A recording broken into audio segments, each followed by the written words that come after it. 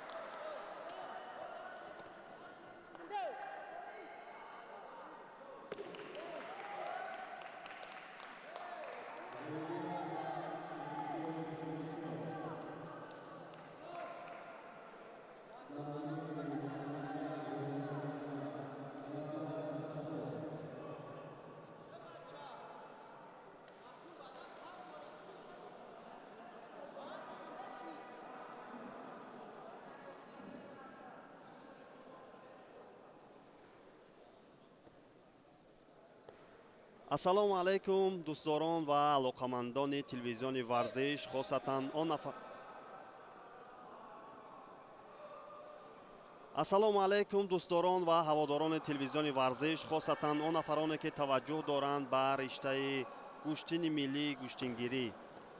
рӯзи чоруми чемпионати ҷумҳурии Тоҷикистон оид ба гӯштингирӣ миёни наврасон ва калонсолон ҷараён дорад, ки ҳоло акнун як қатор аз рақобатҳо моро дар пеш аст ва ин ногуфта намонад, ки охирин рӯз ва чорумин рӯз аст, ки ин чемпионат ҷараён дорад.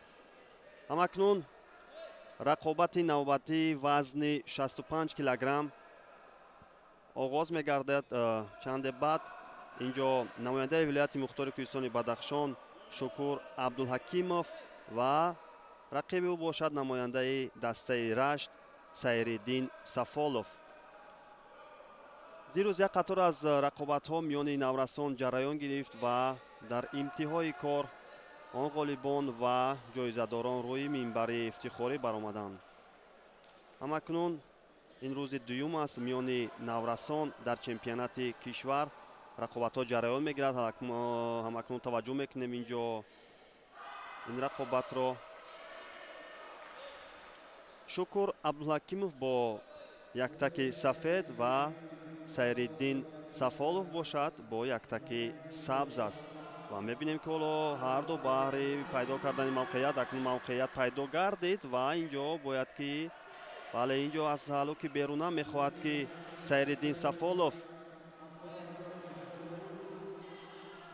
кӯшиши худро бештар намояд. ҳоло камарбандро сариёсиро хуб доштад, аммо дар аксуламал инҷо дидем, ки Шукур Абдулҳакимов ҳам тавонист аввалин баданро соҳиб гардад. акнун ҷолибият меафзояд баҳри ғолибият дар ин рақобат ҳарду талошҳояшон бештар мегардад. боз ҳамон сабку услубе, ки аз ибтидо ҳарду аз ҳамин шева кор мегирифтанд. акнун ҳалуки дарунаро мехоҳад ин маротиба истифода кунад Шукур Абдулҳакимов.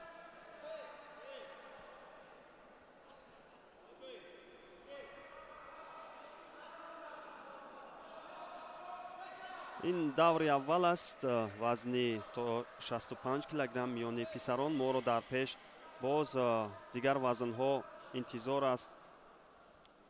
63 ва 63 килограмм миёни бонувон. баъдан вазни 71 килограмм миёни писарон. боз 86 ва ҷамъи 86 килограмм миёни писарон моро дар пеш интизор аст. хуб, акнун баъд аз он партофте, ки Шукур Абдулҳакимов анҷом дод, тавонист, ки имтиёзи паҳлӯро ҳам насиб гардад. акнун дар ин қуввозмоӣ ӯ мехоҳад, ки назоратро пурзуртар намояд ва акнун ҳам дар ин ҷода боз ҳам нахост, ки ин кор то анҷоми вақти асосӣ давом ёбад ва 1 дақиқа боқӣ монда то анҷоми вақти асосӣ. акнун корро ба сомон мерасонад ва ҳамин тавр роҳи худро ба даври дуюм озод менамояд.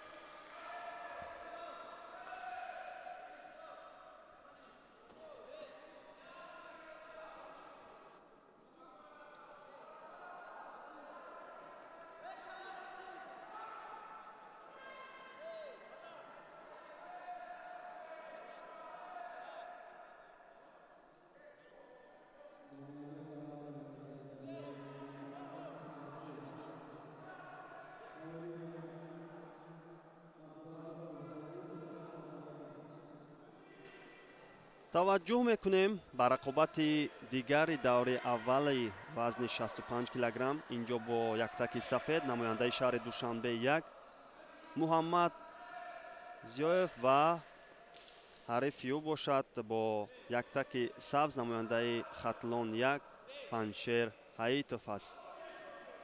акнун мубориза идома меёбад. инҷо сариёсинро хуб доштааст Паншер Ҳаитов ва акнун барои боз ҳам тақвияти кор дар ин замина Муҳаммад Зиёев ҳам корро идома мебахшад.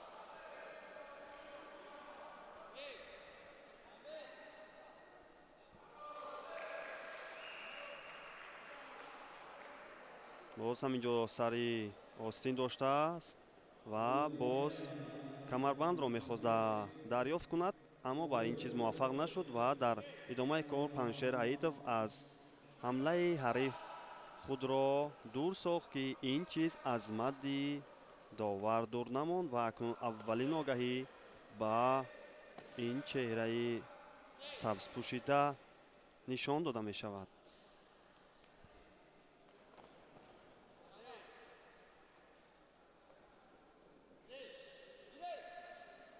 баъд аз анҷоми 1 дақиқаи вақти асосӣ токунун наметавонанд ин паҳлавонон ягон имтиёзеро ба даст биёранд. акнун аввалин имтиёзи баданро бошад. дар ин ҷо Муҳаммад Зиёев соҳиб мегардад. баъд аз он амалкарде ки ӯ анҷом дод, мисле ки гапҳои моро шунида бошаду барои тақвияти кор дар ин самт корҳои назаррасро анҷом дод ва боз ҳам талошҳои ӯ аз ҳалоки даруна ва акнун имтиёзи дуюми бадан ин ҳолат баҳогузорӣ карда мешавад. ва акнун баҳри ғолибият дар вақти асосӣ ин чеҳраҳо боз ҳам талошҳои пайвастаи худро анҷом медиҳад. боз сари остин дошта ва гиребонро ҳам хуб дарёфт кардааст ва акнун бояд аз ҳалоки даруна боз ҳам корро ҷоноктар намояд. ҳарчанд ки пойро аз дохили пойҳо гузаронид, аммо дар идома барои партофт намудан дар ин замина натавонист ки корро беҳтар анҷом диҳад ва боз ҳам талошҳои пайвастаи ӯ аз ҳалоки даруна анҷом дода мешавад. ва мебинем ки боз барои як аксуламалам наздик буд инҷо Паншер Аитов, ки Муҳаммад Зиёев паҳлавони бо яктаки сафедро ғофилгир созад, аммо дар ҳолати дифоъ кори хуби Муҳаммадро мо таваҷҷӯҳ кардем. боз ҳам акнун яктарафа гӯштин гирифтани ин паҳлавонон довар бошад, инҷо истед мегӯяд. рақобат акнун боз аз оғоз ҷараён мегирад. инҷо талошҳои Паншер Аитов акнун бояд бештар гардад, чунки аз лиҳози он холҳое ки дар рӯи намолавҳа аст, ӯ қафо мондааст. як имтиёзи бадан дорад, аммо ҳариф бошад 3 имтиёзи баданро соҳиб гардидааст.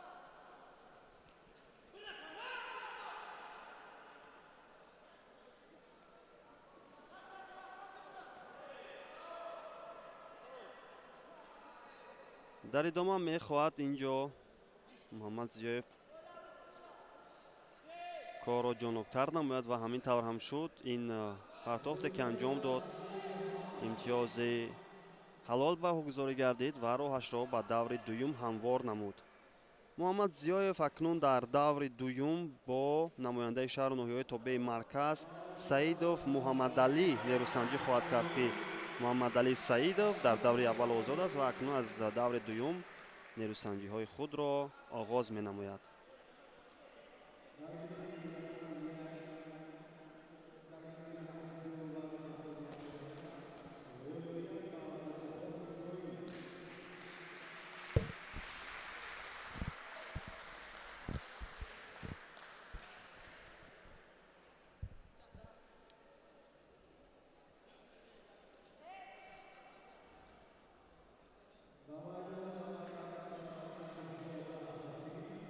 идомаи рақобатҳои вазни 65 килограмм аст. ҳоло Довуд Абдураззоқов бо яктаки сафед намояндаи шаҳри Душанбе бо Абдураҳим Файзов бо яктаки сабз намояндаи Федератсияи гӯштингирии Тоҷикистон нерӯсанҷиро идома медиҳанд.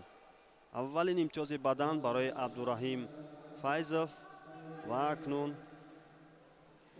ҳоло бошад боз ҳам акнун ҳаст инҷо мавқеият ва мебинем ки кадоме аз ин чеҳраҳо метавонанд ки дар интиҳои кор муваффақ шаванд. ҳарду аз камарбанд хуб доштанд ва яке аз ин чеҳраҳо бояд ки амалкарди худро ба таври дуруст баромонанд, ки ба ин чиз муваффақ нагардиданд. боз ҳам инҷо сари зону нишастан ва аз болои шона партофтанро абдураҳим файзов ихтиёр кард, ки ба ин чиз муваффақ нашуд. боз ҳам сари гиребон доштан. акнун инҷо бояд ки ба рақиб худро ҷавстар кард ва баъди тақвияти кор дар ин замина корро беҳтар анҷом дод. пойзаниҳои бесамар то ин лаҳзаҳо, аммо инҳо метавонанд ки барои тақвияти кор босамар бошанд. мебинем инҷо акнун аз ин имконияти хубе ки ба ҳалоки беруна даст дод, тавонист ки Довуд Абдураззоқов новаста аз як имтиёзи бадан ки ӯ қафо монда буд, тавонист акнун имтиёзи ҳалолро соҳиб шаваду ба даври дуюм роҳи худро ҳамвор намояд, ки дар даври дуюм метавон акнун бо намояндаи вилояти Суғд Билол Каримов рақобатро давом бахшид.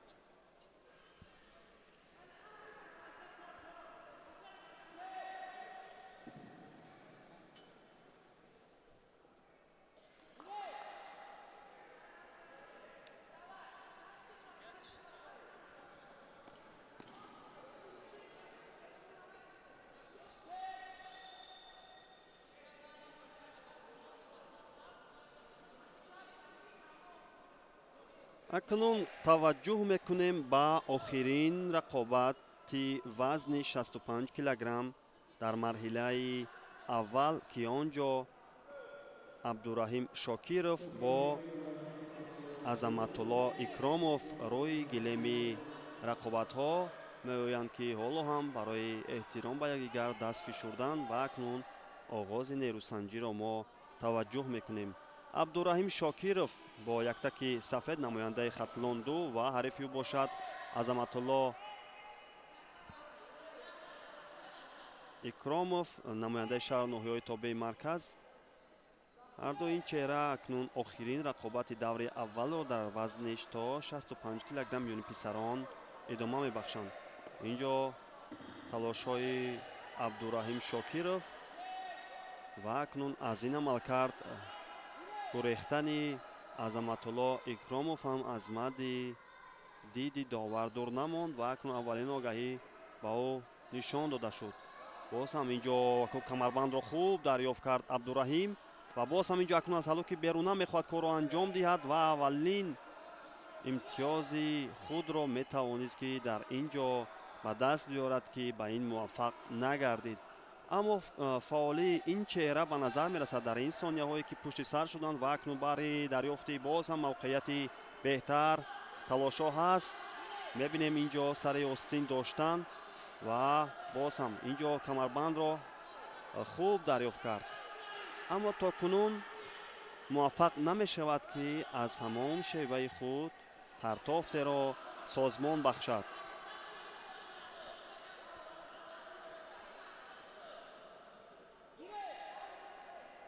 бале, акнун боз инҷо сари остин доштан ва ҳалоки беруна ки бесамару бесомон аст.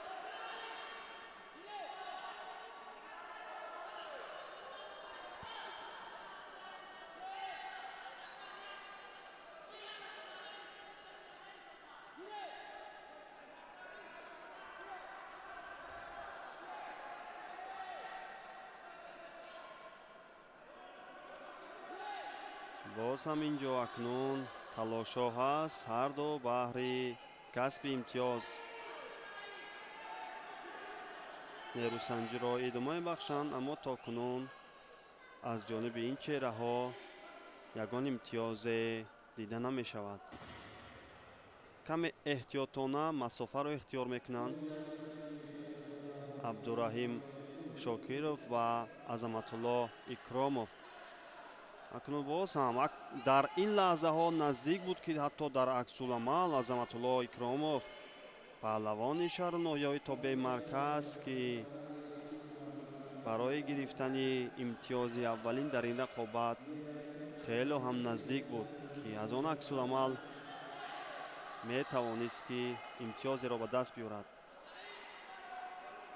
маълум мегардад ки Азаматулло барои наздик гирифтан ва худро ба ҳариф часпонидан барояш хатаровар аст ва аз ин лиҳоз ӯ ҳам ин чизро хуб пайхас мекунад ва масофаро ихтиёр мекунаду мехоҳад ки корро каме ҳам бошад дар дигар самт анҷом диҳад ва ба таваккал роҳ надиҳад. ҳарду як огаҳӣ доранд ва лаҳзаҳои охири вақти асосӣ ҳам рафта рафта ба анҷом мерасад.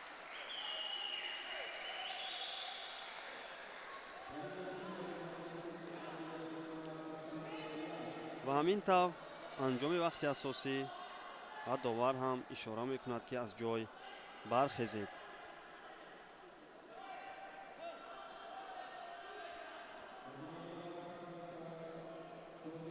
ду дақиқаи иловагӣ барои идомаи рақобати ин ду паҳлавон ҷудо мегардад ва акнун ин ду дақиқа метавонад ки якеро ғолиб ва дигареро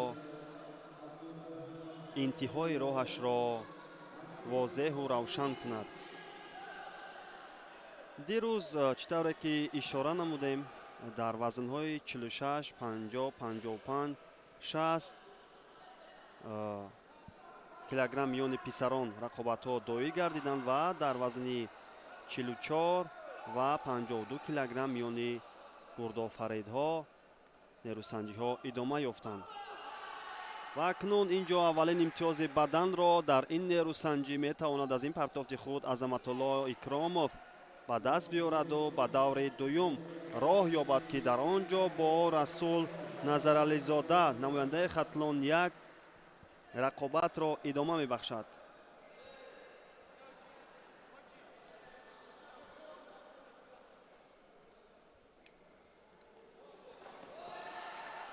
ғолибони рӯзи аввали чемпионати кишвар миёни наврасон албатта он нафарони арзанда тавонистанд ки то ба хатти финалӣ роҳ ёбанду рӯи минбари фахрӣ бароянд ва дар ин замина нафароне ки тавонистанд дар то даври нимниҳоӣ роҳхатро пайдо созанд онҳо тавонистанд ки медалҳои биринҷиро соҳиб гарданд. дар вазни то 46 килограмм қаҳрамони ин вазн Нуриддин Искандаров намояндаи Хатлон 2 гардид ва дар финалу тавонист ки Сайфиддин Шукурлоевро мувоҷиҳи шикаст кунад. ду медали биринҷиро бошад Шуҳрат Саидзода ва Абубакр Эҳсанов ба гардан овехтанд. дар вазни то 50 килограмм миёни писарон Умар Бобуалиев намояндаи Хатлон 2 тавонист медали заринро ба гардан овезад ва дар рақобати финалӣ ӯ тавонист ки Шорух Исоқовро мувоҷиҳи шикаст кунад.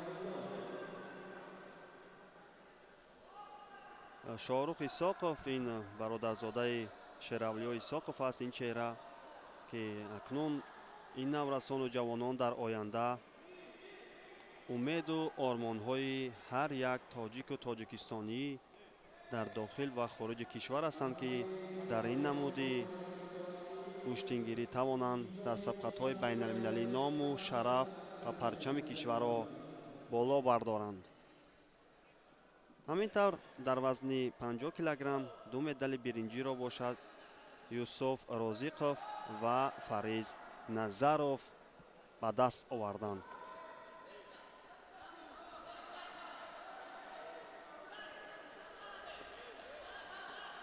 таваҷҷӯҳ мекунем ба рақобати ин чеҳраҳо ва баъдан вазнҳои боқимондаро дар идома ки дирӯз ғолибонро муайян карданд ба шумо ҳатман гуфта мегузарем. Оятулло Абдураҳмонов намояндаи Федератсияи гӯштингирии Тоҷикистон ва Мудассир Ашуров шаҳру ноҳияҳои тобеи марказ ки бо яктаки сабз аст ва аввалин огаҳиро бошад дар ибтидои вақти асосӣ ба даст овард ва дар акнун аз ин партофти худ тавонист ки аввалин имтиёзи баданро ҳам соҳиб гардад. пешсафию акнун дар идома то куҷо идома меёбад таваҷҷӯҳ мекунем. оятулло абдураҳмонов дар даври аввал тавонист ки сардорбек баҳромовро мувоҷиҳи шикаст кунад, ки ӯ намояндаи шаҳри душанбе 2 буд ва акнун ин даври дуюм аст ва дар ин баробар мудассир ашуров бошад. Дар даври аввал намояндаи хатлон 2 субҳон иззатуллоро аз садди роҳ берун карда буд. ҳарду ин чеҳра дар даври аввал як рақобатӣ акнун доштанд ва ин барои ҳардуи паҳлавонон рақобати дуюм маҳсуб меёбад, ки аз ин пойзании саривақтӣ тавонист ки акнун оятулло абдураҳмонов имтиёзи баданро соҳиб гардаду шумораи холҳоро баробар созад. воқеан ҳамин аксуламале ки ӯ анҷом дод ва дар як зидди ҳамлаи мусоид ва акнун бо зону нишастану аз сари шона партофт намудани имтиёзи дуюми баданро ба бор меорад. фаъолӣ ва пешдозиу дар сонияҳои вақти асосӣ акнун ба назар мерасад, чашмрас аст. аз ин чиз мебинем ки дар чеҳраи мудассир ашуровро ҳам каме нигарониро ба бор меорад.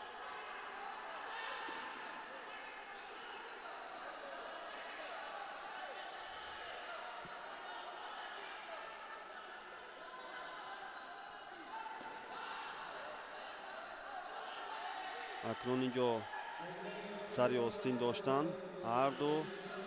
инҷо як аксуламале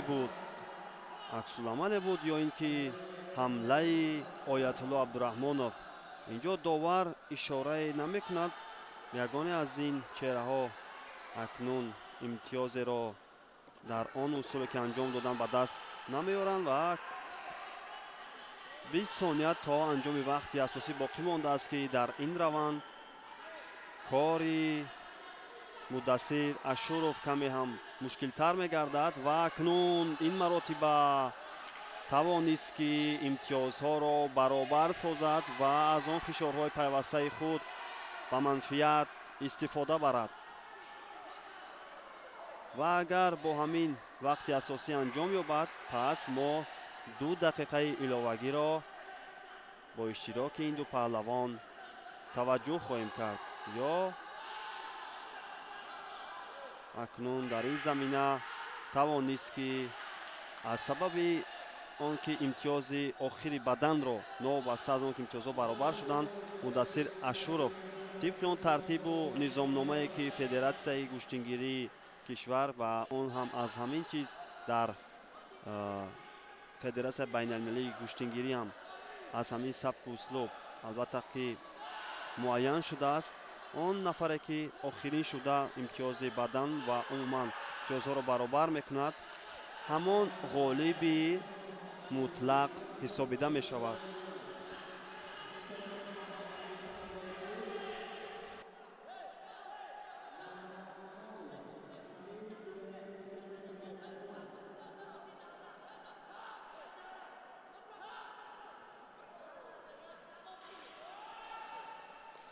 акнун таваҷҷӯҳ мекунем ба рақобати дуюми даври дуюми вазни 65 килограмм миёни писарон, ки инҷо намояндаи шаҳри душанбе 2 бо яктаки сафед азимҷон ҷабборов аст ва бо яктаки сабз намояндаи вилояти суғд муҳаммадрӯзӣ шеров.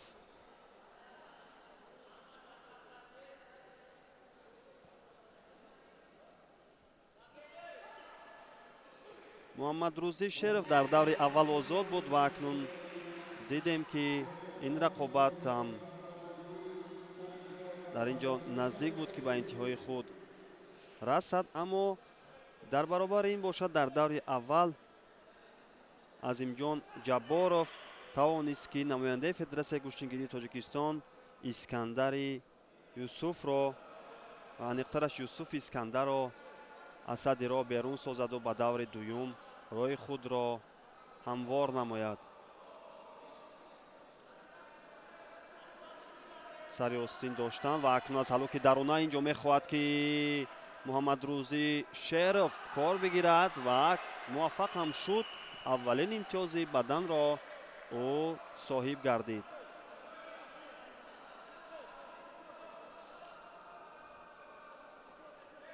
боз ҳам сариостин доштанд ва барои дарёфти камарбанд талошо идома меёбад. акнун ҳоло бошад довар истед мегӯяд ва дубора аз оғоз нерӯсанҷӣ идома меёбад.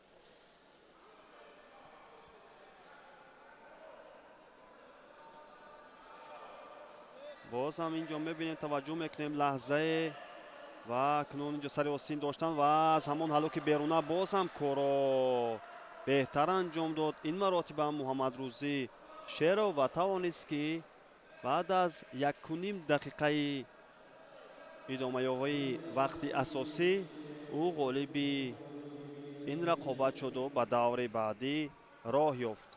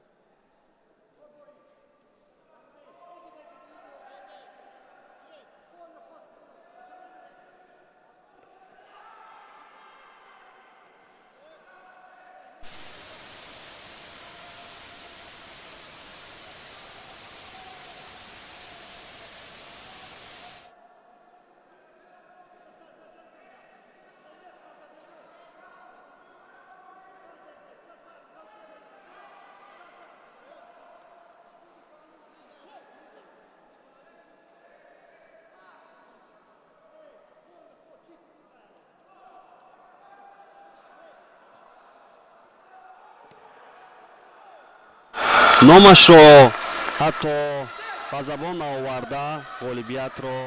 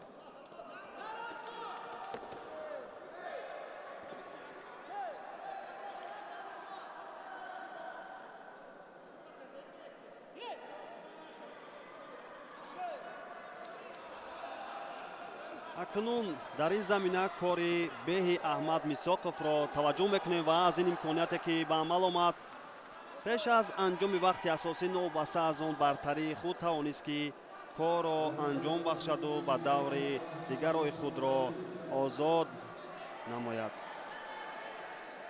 ҳамин тавр акнун рақобатҳо барои абдураҳмон аниқтараш шамил мамадамонов анҷом меёбад ва роҳи худро бошад дар ин ҷодда аҳмад мисоқов идома медиҳад.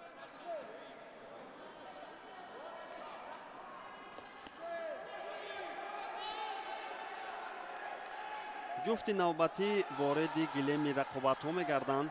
инҷо исфандиёр содиқзода намояндаи хатлон 2 ва намояндаи шаҳру ноҳияҳои тобеи марказ сайҷаъфар исматов аст. намояндаи федератсияи гӯштингирии тоҷикистон.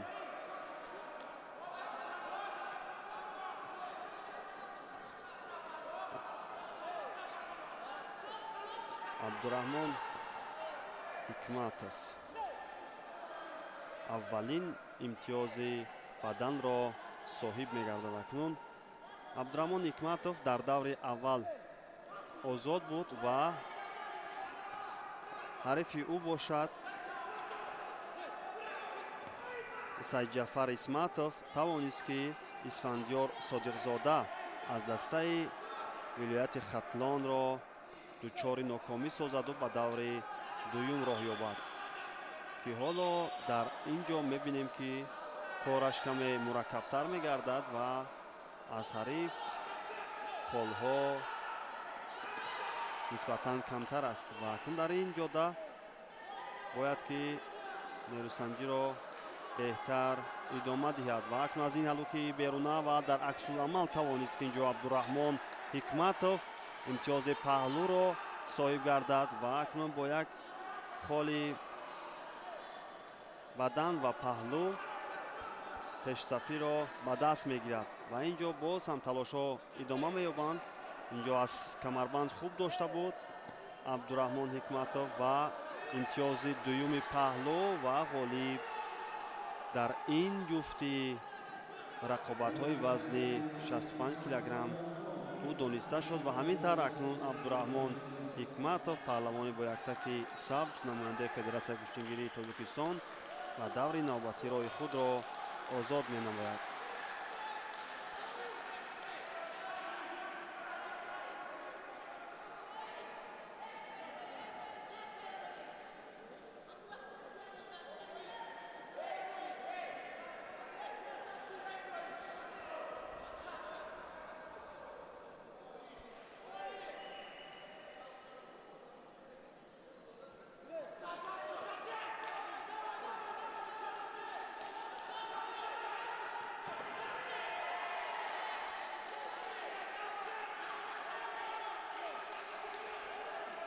акнун таваҷҷӯҳ мекунем ба нерӯсанҷии навбатӣ.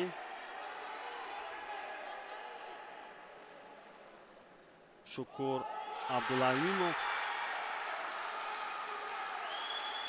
абдулҳакимов бо яктаки сабз намояндаи вилояти мухтори кӯҳистони бадахшон ва ҳарифи бошад мустафо раҷабов намояндаи шаҳри душанбе бо яктаки сафед, ки ҳоло ҳарду аз камарбанд якдигар хуб дарёфт карданд ва акнун аз ин ҳалуки беруна тавонист ки мустафо раҷабов бисёр ин ҳолатро ба таври дуруст истифода бараду имтиёзи ҳалолро дар дақиқаҳои аввали нерӯсанҷӣ соҳиб гардаду ба даври дигар роҳ ёбад, ки воқеан кораш дар сатҳи олӣ анҷом дода шуд.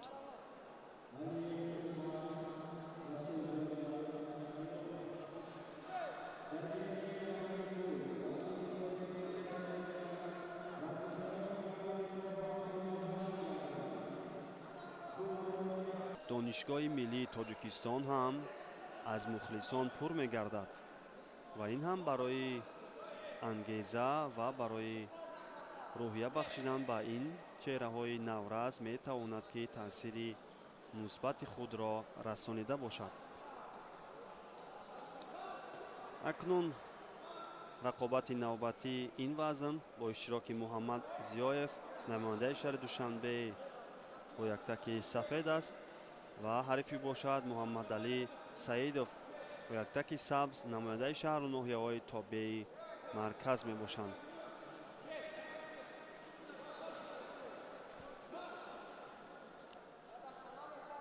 муҳаммад зиёев дар даври аввал тавонист ки паншер ҳаитов намояндаи хатлон якро мувоҷиҳи шикасткунаду ба даври дуюм роҳ ёбад ва ҳарифи бошад муҳаммадалӣ саидов дар даври аввал озод буд ва ин нерӯсанҷии аввал барои ин чеҳраи наврас ҳисобида мешавад ки кунун бо рӯҳияи тоза бояд ки дар ин замина кори худро беҳтар идома бахшад.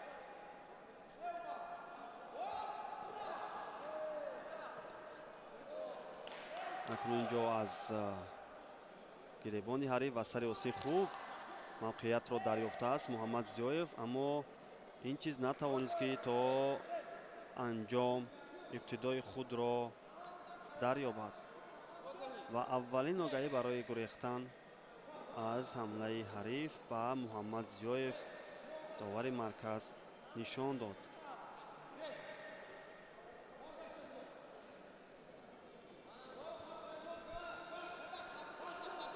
акнун аз ин имконияте ки аз ҳалоки даруна наздик буд ки ба фарҷоми неке хотима ёбад барои муҳаммад зиёев, аммо ба ин шакл ин усул ибтидо наёфт, аниқтараш интиҳо наёфт.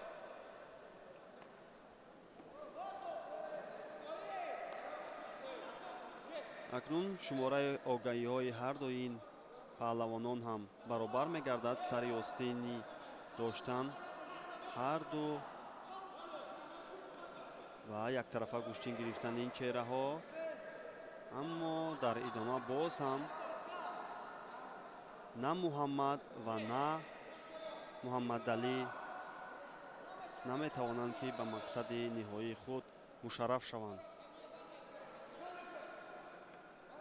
ҳалоки дарунаро инҷо ихтиёр кард муҳаммад зиёев ва инҷо аввалин имтиёзи паҳлӯро ин чеҳраи сафедпӯш ноил гардид ва акнун барои беҳтари кор дар ин замина метавонад ки осониро ба бор биёрад, аммо фаромӯш набояд сохт ки метавонад ҳар лаҳза барои ӯ хатаровар гардад ва дар сурати каме дур мондан ва рақобатро аз даст додану ғофилгир шудан албатта ки ба суди рақиб ҳар лаҳза метавонад ки анҷом ёбад.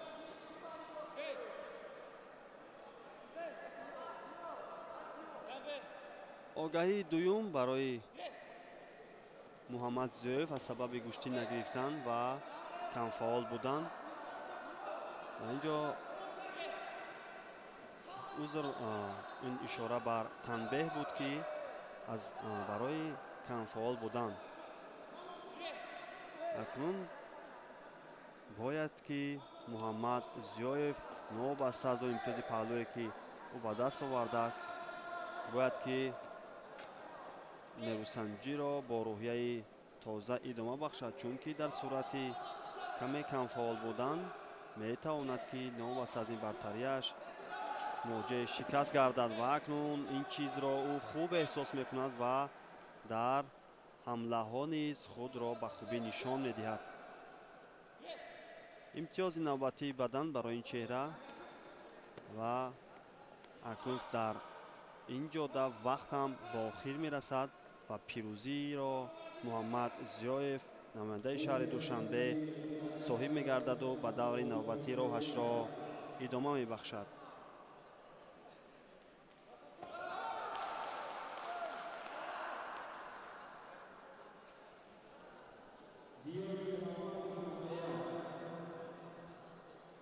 дар марҳилаи чорякниҳоӣ бошад зиёев муҳаммад бо мустафо раҷабов нерӯсанҷиро идома мебахшад. акнун таваҷҷӯҳ мекунем ва ҷуфти навбатии даври дуюми вазни 65 килограмм миёни Довуд Абдураззоқов намояндаи шаҳри Душанбе 2 ва Билол Каримов намояндаи вилояти Суғд ки ҳоло ҳарду ин чеҳра баҳри дарёфти мавқеият дар талош ҳастанд ва мебинем ки кадом аз ин наврасон барои ба даст овардани имтиёзҳои аввалин ва ҳатто метавонанд ки дар ин сонияҳои оғози кор бо музаффарияти комил ба даври чорякниҳоӣ роҳи худро озод намоянд. дар даври аввал Довуд Абдураззоқов тавониста буд ки бар Абдураҳмон Файзов намояндаи Федератсияи гӯштангирии Тоҷикистон пирӯзиро ба даст биёраду ба ин давр роҳи худро озод намояд. ва дар ин замина бошад Билол Каримов дар даври аввал озод буд ва акнун барои ин чеҳраи ки ҳоло рӯи экранҳои мову шумост нерӯсанҷии аввал ҳисобида мешавад.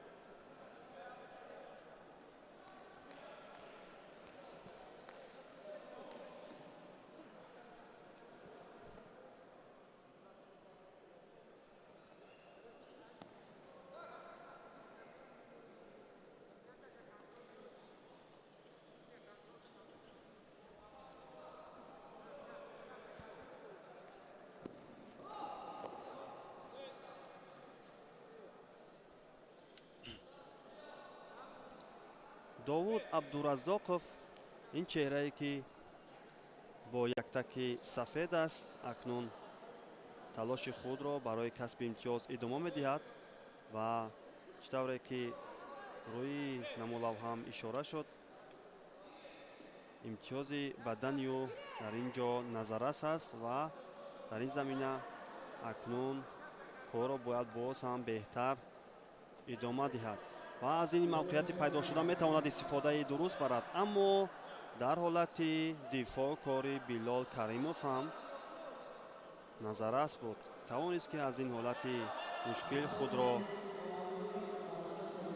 раҳо бахшад ва аввалин имтиёзи баданро низ соҳиб гардад. аз ин ҳамлае ки ин ду паҳлавон анҷом доданд аз сабабе ки ҳар ду дар идомаи кор тавонистанд ба рақиб партов анҷом диҳанд ва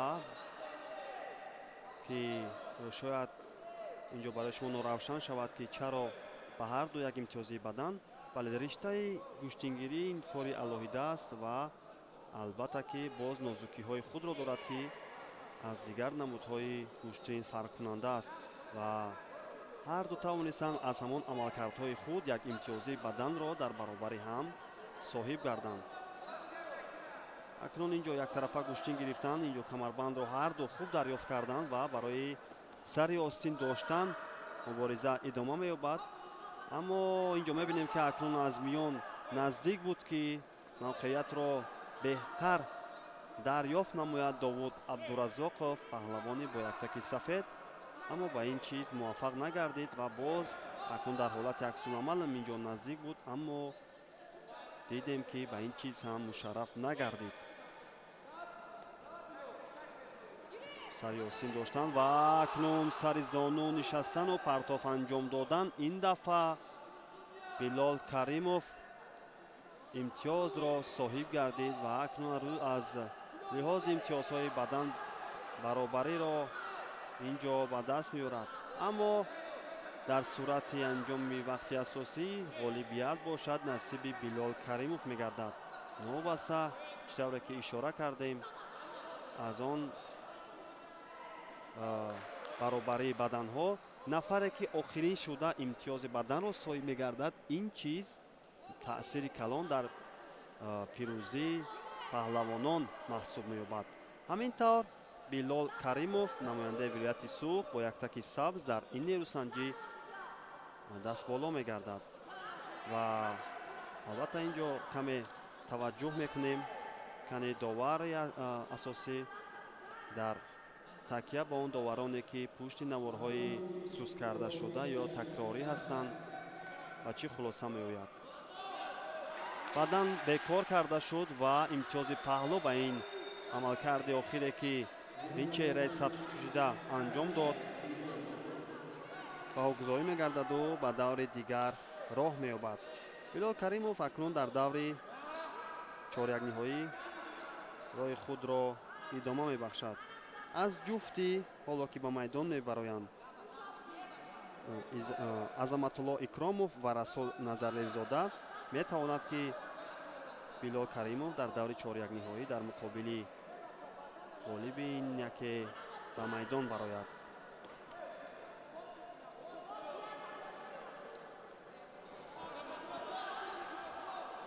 охирин рақобати даври дуюми вазни 65 килограмм дар ки аниқтараш марҳилаи ҳаштагниҳоӣ аст ки ҷараён дорад. ҳоло Азаматулло Икромов намояндаи шаҳри ноҳиёи Тобеи Марказ ва Расул Назарализода намояндаи Хатлон 1 ки бо яктаки сабз нерӯсанҷиро идома медиҳад. албатта ин чеҳраҳо акнун барои идомаи кор дар ин самт ҳарду дар талош ҳастанд. инҷо наздик буд ки аз як ҳалоки даруна Азаматулло Икромов аввалин имтиёзро ба даст биёрад, аммо дар ин самт дидем ки кори Расул Назарализода дар ҳолати дифоъ олӣ буд ва нагузошт ки ҳариф ба мақсади ниҳоии худ расад. ва акнун аз ин имконияти бисёр мусоид ва тавонист ки имтиёзи ҳалолро ба даст биёрад ва дар вақти асосӣ аз ин амалкарди фаврии худ Расул Назарализода намояндаи Хатлон 1 ба даври чорякниҳоӣ роҳи худро озод намояд ки дар он ҷо бо Билол Каримов қуввозмоиро идома мебахшад.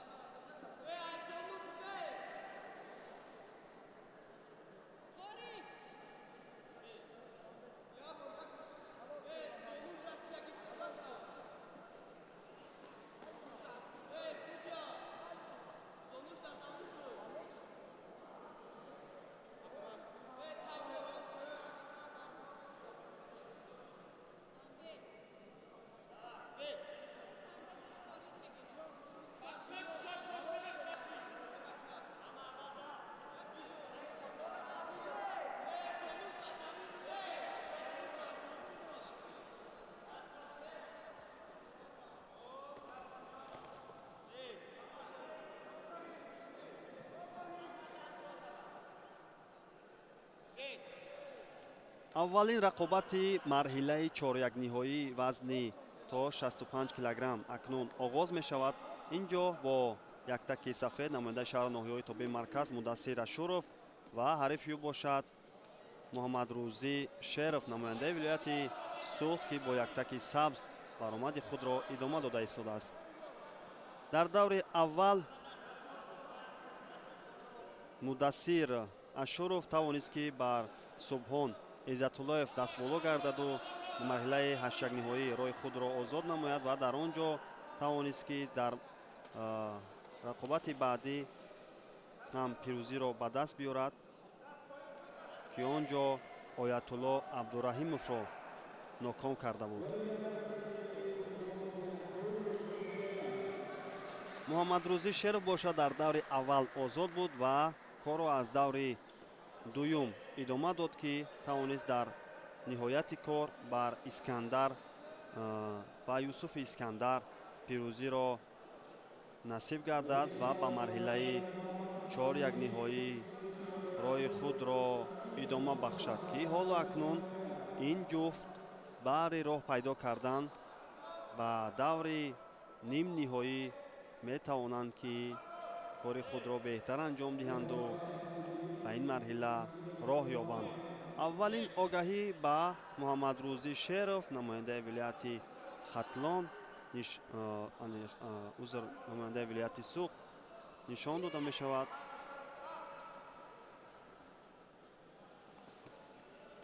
ва акнун боз ҳам фаъолии ҳарду ин чеҳра ва сари остин доштани Мудассир Ашуров. ва акнун бояд ки аз ин имконият истифода барад, аммо на, аз сабаби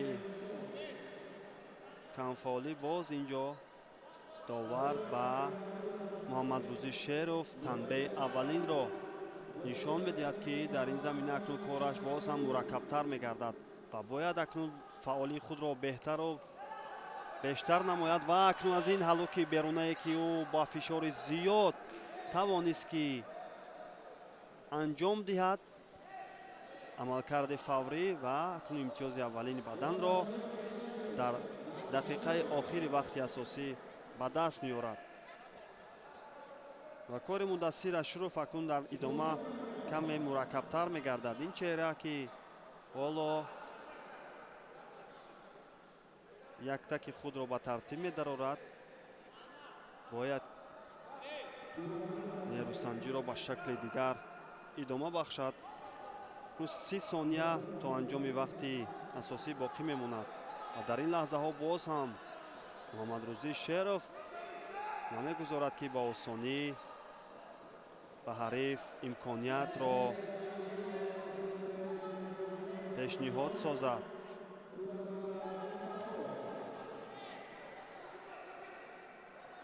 бозам инҷо ҳарду баҳри партоф намудан инҷо бештар Муҳаммадрӯзӣ дар ҳолати дифоъ мегузарад ва акнун аз ин имконияте ки пайдо шуд, ӯ тавонист ки имтиёзи дуюми баданро ҳам дар лаҳзаҳои охир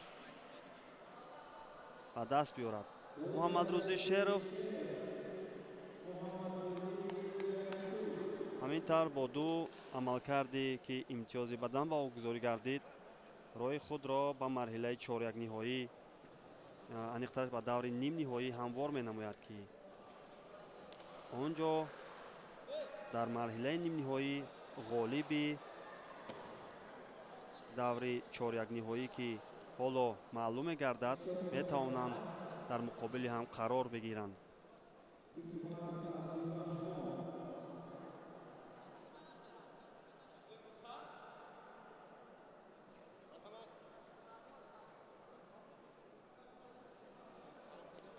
акнун чӣ тавре ки ишора кардем, ғолиби ин ҷуфте ки ҳоло баъд аз эҳтиром ба якдигар акнун рақобатро оғоз менамоянд, Аҳмад Мисоқов, паҳлавони бо яктаки сафед, намояндаи Душанбе-2 ва ҳарифи ӯ бошад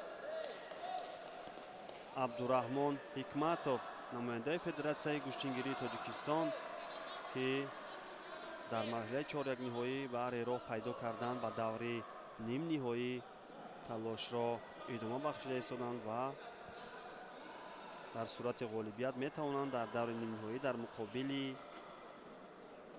Муҳаммадрӯзӣ Шеров барои роҳ пайдо кардан ба финал муборизаро идома диҳанд.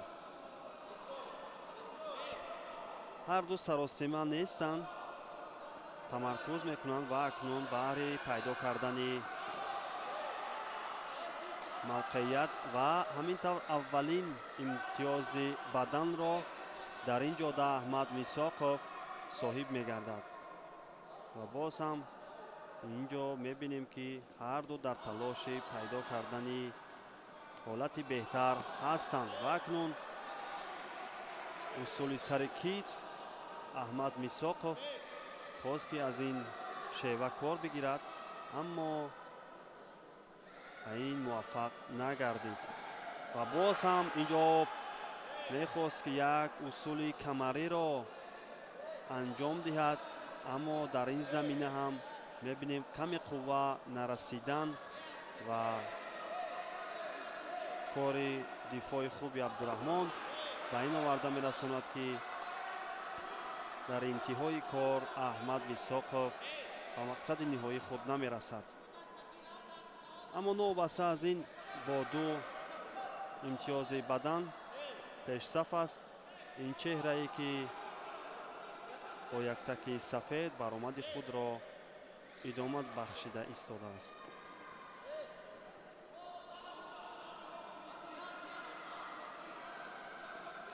акнун аз пушти гиребон ва барои доштани сари остин амалкардҳо идома меёбад. аз сабаби таҷрибаи камтари ҳарду ин чеҳра ва албатта аз кори камтари ин паҳлавонон ба назар мерасад дар сурати доштани чи сари остин ё чи аз камарбанду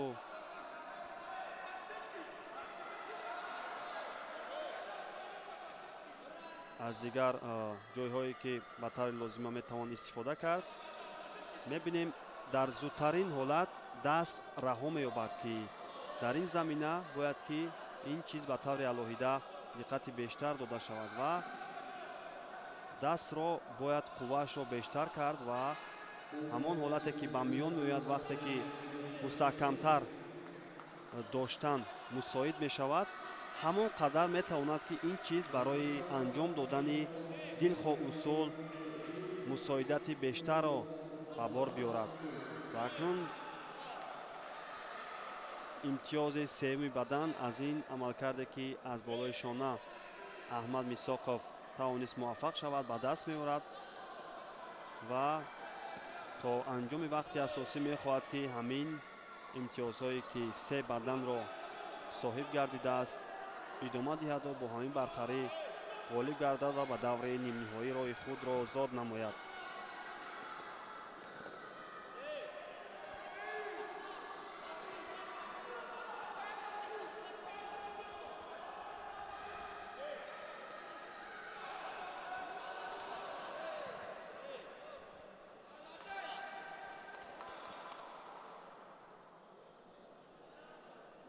ҳамин тавр бо 3 имтиёзи бадан Аҳмад Мисоқов намояндаи шаҳри Душанбе бо яктаки сафед ғолибиятро насиб мегардад ва дар марҳилаи нимниҳоӣ дар муқобили Муҳаммадрӯзӣ Шеров қарор мегирад. рақобати ҷолиби ин ҷуфт моро интизор хоҳад буд.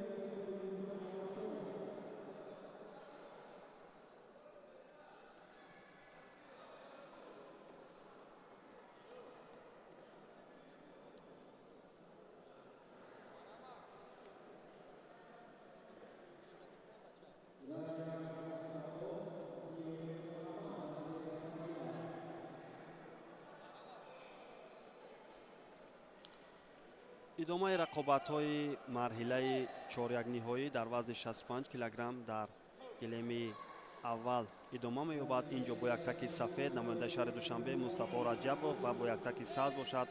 ин ҳам аз дастаи Душанбе-1 Муҳаммад Зиёев аст. ҳардуи ин паҳлавонон ки аз якдигар ба хубӣ огаҳ ҳастанд ва аз усулу шакли гӯштингирии ҳамдигар албатта ки ба хубӣ шинос ҳастанд ва мебинем ки ғолиби ин ҷуфт кадоме аз ин чеҳраҳои ба ҳам ошно муайян мегарданд.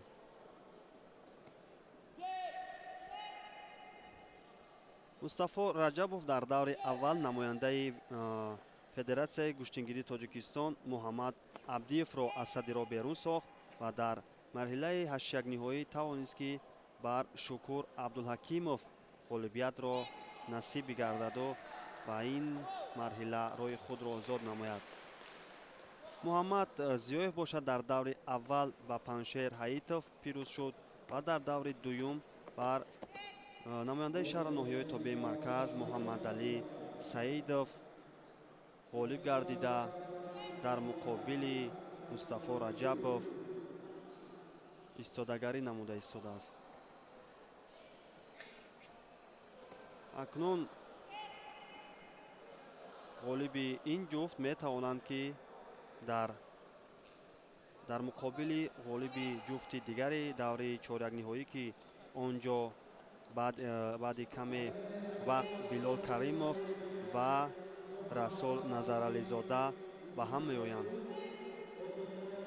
имтиёзи аввалини баданро Муҳаммад Зиёев паҳлавони бо яктаки сабз ба даст меорад ва ҳамин тавр акнун то анҷоми вақти асосӣ ки ҳоло вақт аст бояд ки корро беҳтар идома бахшад. довар пеш аз ин амалкарде ки анҷом дода шуд аз ҷониби Мустафо Раҷабов истед гуфта буд. Аз ин лиҳоз ин ҳолат ягон баҳогузорие надорад. сари остин доштанд ва акнун камарбандро ҳарду дарёфт карданд ва акнун аз ин ҳалоки дарона метавонад ки ин ҷо Мустафо Раҷабов имтиёзи паҳлӯро соҳиб гардад ва воқеан ҳам то лаҳзаҳои охир талошро идома бахшид ва нагузошт ки аз ин усули ӯ Муҳаммад Зиёев ба таври дигар кор бигирад ё дар ҳолати дифоъ ҳатто муваффақ шавад ва ҳамин тавр имтиёзи навбатии паҳлӯ ва ҳатто имтиёзи ҳалол ҳам ин чиз аз мадди назар дур набуд. ғолибиятро дар вақти асосӣ Мустафо Раҷабов новбаста аз он ки дар ибтидои кор Муҳаммад Зиёев як имтиёзи баданро ҳам ба даст оварда буд, аммо дар идома кори беҳтари Мустафо ба ин оварда расонид ки ғолиб гардаду ба даври дигар роҳи худро идома бахшад.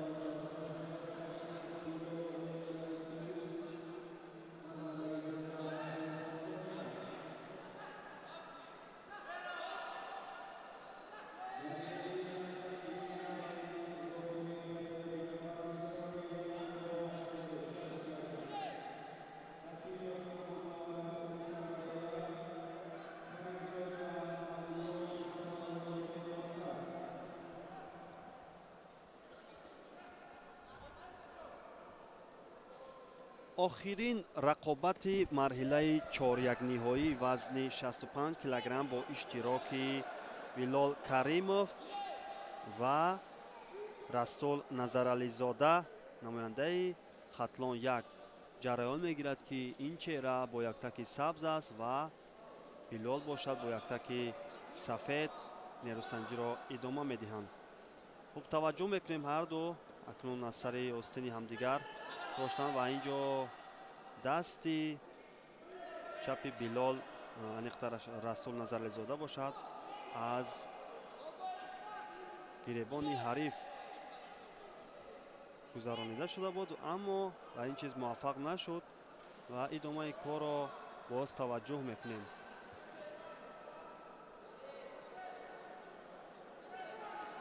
сари гиребон доштан акнун камарбандро ин ҷо Расул пайдо сохт, аммо дар идома дидем ки Билол Каримов аз ин ҳолат худро тавонист ки раҳо бахшад.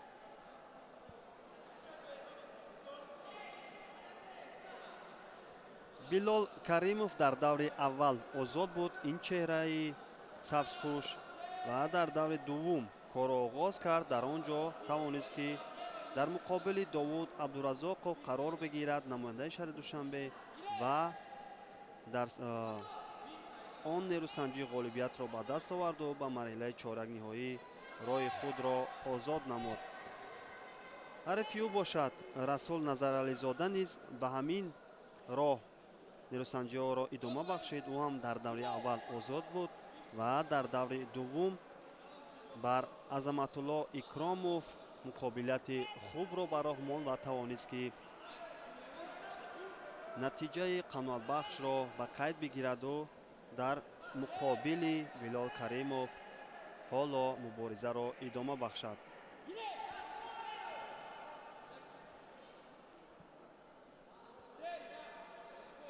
расул назарализода акнун ба имтиёзи бадан пешсафиро ба даст мегирад ва ҳоло ҳарду аз сари остини ҳамдигар доштанд ки ин чиз то ба ҳол наметавонад барои ҳарду ин чеҳра ба манфиат анҷом ёбад.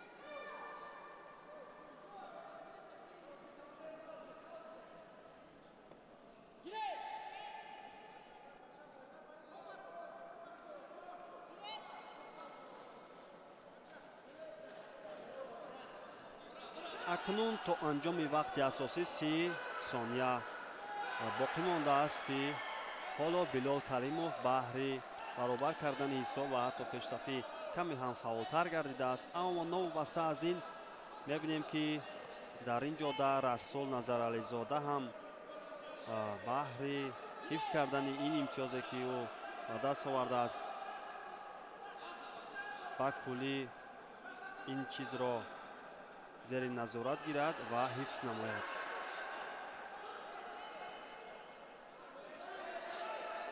акнун камтар аз 10 сония вақт боқӣ мондааст ки ин лаҳзаҳо акнун сонияҳои башумор ҳам ба анҷом мерасад ва ҳамин тавр ғолибият насиби Расул Назарализода намояндаи хатлон як ки бо яктаки сабз аст дониста мешавад ва ин чеҳра ба марҳилаи нимниҳоӣ роҳи худро ҳамвор менамояд ки дар он ҷо бо Мустафо Раҷабов рӯи ин гилеми рақобатҳо баромад мекунад.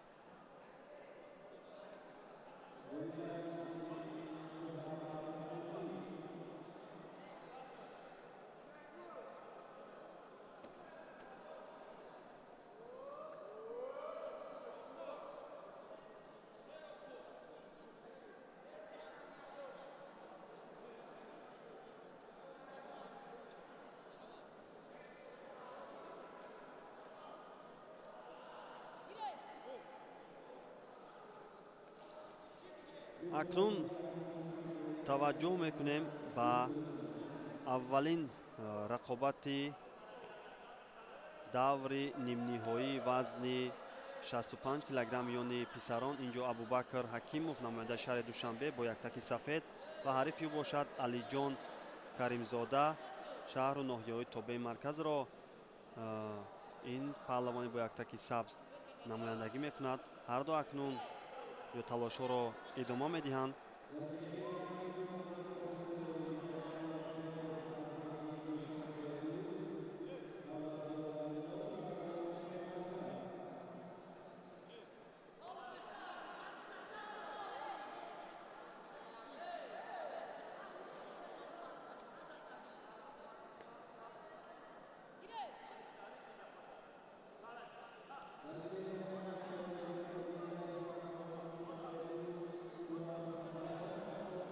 маъзарат мехоҳем, ин ҷо рақобати даври аввал дар вазни то 86 килограмм акнун оғоз меёбанд.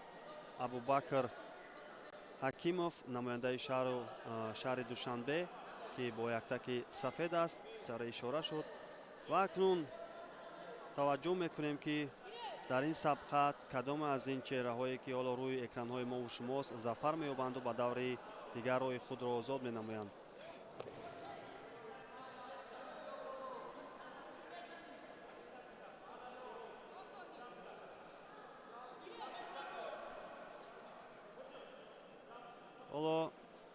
инҷо сари гиребонро хуб дарёфт намудааст. инҷо мебинем ки талошҳои пайвастаи Абубакр Ҳакимов, аммо ягоне аз ин чеҳраҳо наметавонанд ки ҳамон амалкарди худро то хатти анҷом ба таври дуруст бурда расонанд. боз ҳам инҷо аз камарбанд Алиҷон Каримзода мавқеиятро пайдо намудааст ва акнун мебинем ки аз ин ҳалуки даруна акнун метавонад аввалин имтиёзи баданро соҳиб гардад.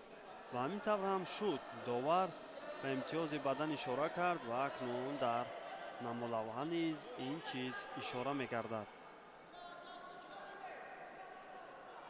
камтар аз 1 дақиқа боқӣ мондааст то анҷоми вақти асосӣ ва ҳоло талошҳои пайвастаи Абубакр Ҳакимовро дар идома мо хоҳем дид, чунки ин чеҳра аз лиҳози имтиёзҳое ки мавҷуд ҳастанд хафо мондааст ва барои тақвияти кор акнун фаъолтар мегардад ва метавонад ки ҳатто дар ин ҳуҷуме ки ӯ анҷом дод имтиёзи баданро ба даст биёраду холҳоро баробар созад.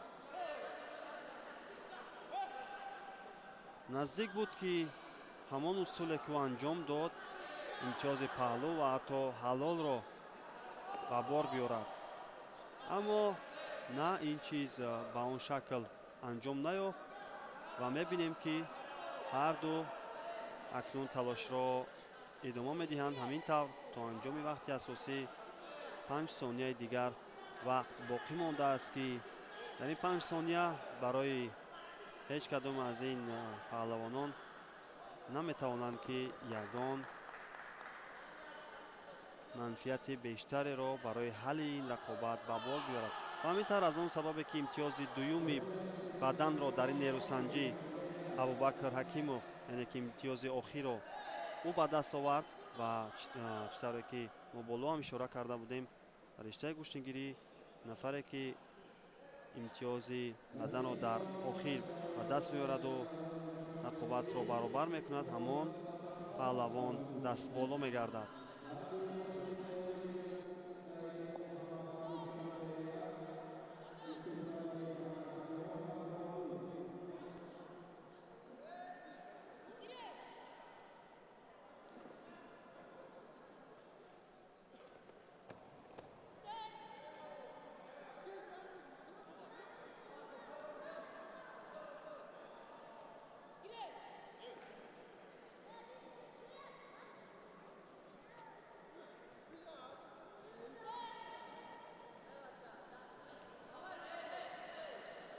акнун ҷуфти навбатӣ вазни 86 килограмм даври аввал аст.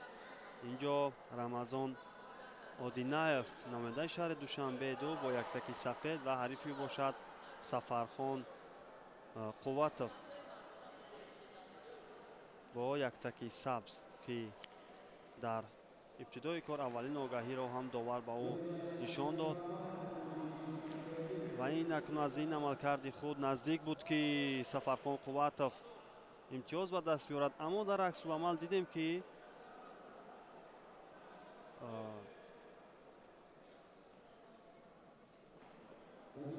Рамазон Одинаев онҷо бештар бар натиҷаи шоиста наздиктар буд, аммо инҷо ишора бар дигар чиз аст. Сафархон Қувватов ин чеҳра ҳоло аввалин имтиёзи паҳлӯро ба даст меорад ва таваҷҷӯҳ мекунем ки дар идома кадоме аз ин паҳлавонон ба натиҷаи арзанда мушарраф мегарданд. ягоне аз ин паҳлавонон саросима нестанд, тамаркуз мекунанд ва оҳиста оҳиста барои дарёфти мавқеият талошро идома мебахшанд.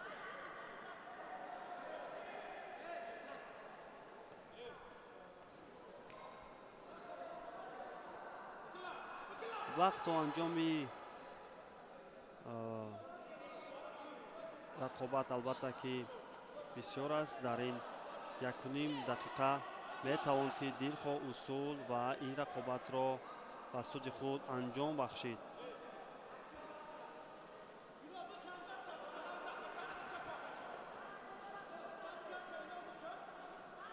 инҷо боз аз ҳалуки дарона мехоҳад ки Сафархон Қувватов кор бигирад, аммо мебинем ин ба чӣ анҷом меёбад. Дар ҳолати зидди ҳамла низ инҷо Рамазон Одинаев ҳам аз ин амалкард дур нест ва акнун барои Рамазон ин чиз каме душвориро ба пеш овард ва ӯ аз ин ҳолат худро раҳонида тавонист. инҷо ҳарду аз мавқеият ҳам барои Рамазон пайдо гардид, аммо дар хатти ниҳоӣ натавонист ки корро беҳтар анҷом бахшад.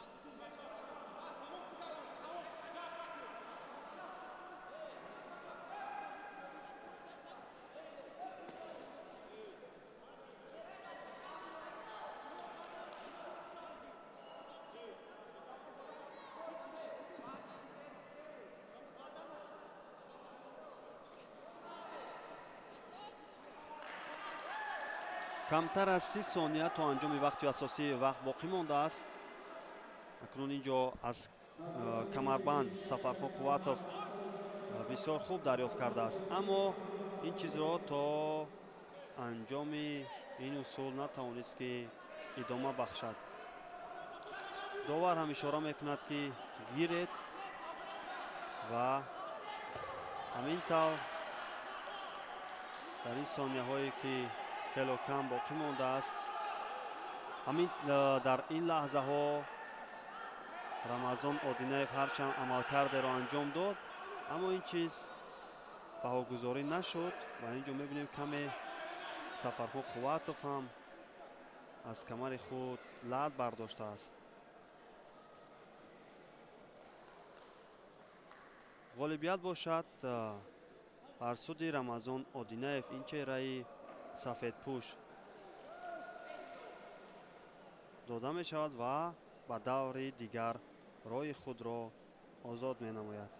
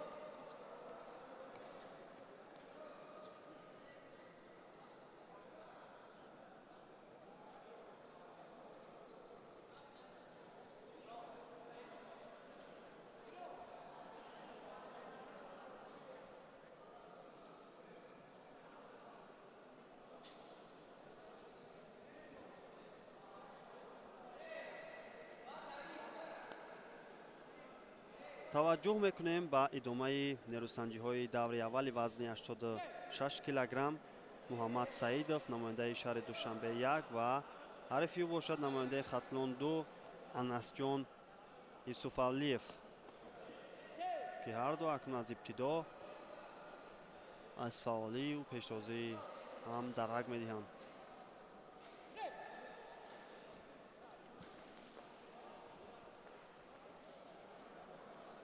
муҳаммад Саидов бо яктаки сафед аст ин чеҳра ва ҳарифи ӯ бошад Анасҷон Исуфалиев бо яктаки сабз.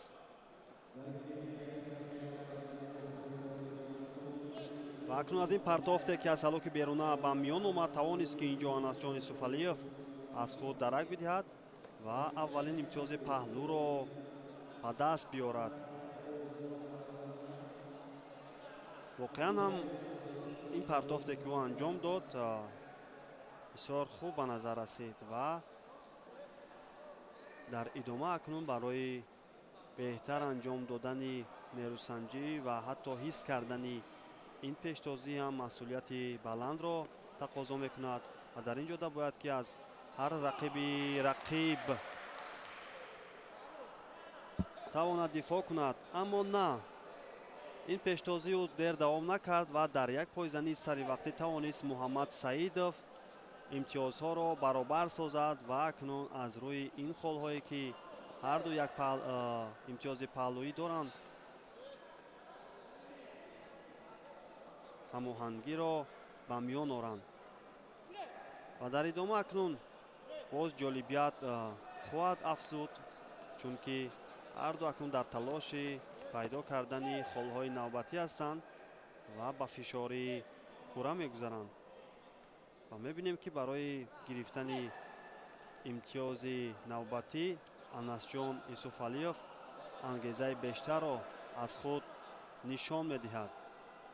аммо дар ин баробар Муҳаммад Саидов низ аз амалкардҳои ҳариф метавонад дифоъ кунад ва саросема ҳам нест. дар аксари ҳолат мо чандин бор шоҳиди ин чиз ҳам будем ки паҳлавонон дар сурати бештар ба фишор гузаштан онҳо ба хатоӣ роҳ медиҳанд ки аз ин чиз метавон рақиб ба кӯлӣ истифода бараду ғолибиятро ба даст биёрад.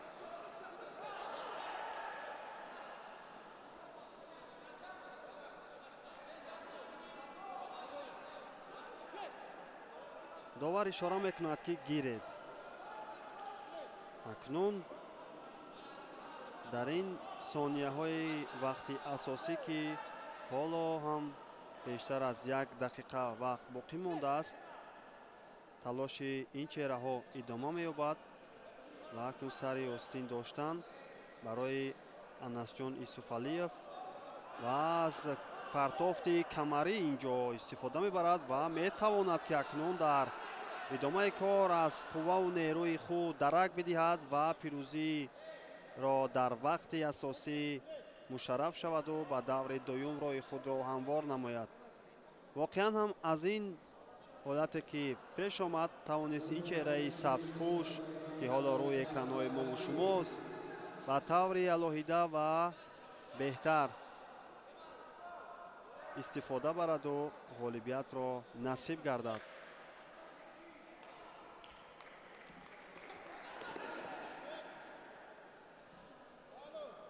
акнун дар даври дуюм ғолиби Юсуф Толибов ва Нуриддин Давлатов намояндаи вилояти мухтори Кӯҳистони Бадахшон дар муқобили Анасҷон хоҳанд баромад. ин ҷуфте ки ҳоло бояд ба майдон бароянд, албатта чанде баъд, чӣ тавре ки ишора шуд, албатта ки дар даври 8-1 дар муқобили Анасҷон Исуфалиев баромад хоҳанд кард. бале, ҳамин ду чеҳрае ки рӯи экранҳои мову шумост. Юсуф Толибов намояндаи Хатлон 1 ва Нуриддин Давлатмадов намояндаи вилояти мухтори Кӯҳистони Бадахшон. ҳарду акнун инҷо мебинем ки аз dastoни ростро ба хубӣ гузаронида буданд ва барои дарёфт кардани сари остини ҳамдигар бо дастони чап дар талош буданд. аммо акнун боз корро аз ибтидо оғоз мекунанд, сари остини ҳамдигарро ҳарду медоранд ва ҳоло бошад аз ин ҳалоки даруна мехоҳад ки Юсуф Толибов кор бигирад, аммо ҳар лаҳза метавонад ки дар аксуламал Нуриддин Давлатмадов низ аз худ дараки беҳтаре созад.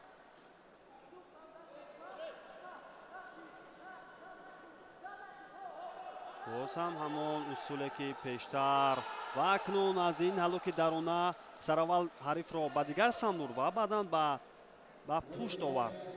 яъне ки ба фалсафаи хуби гӯштингирӣ ва аз усулҳои хуб ки дарак дорад ин чеҳраи сафедпӯш Юсуф Толибов, ҳамин тавр тавонист ки дар ин нерӯсанҷӣ бо имтиёзи ҳалол ғолиб гардаду ба даври баъдӣ роҳ пайдо созад.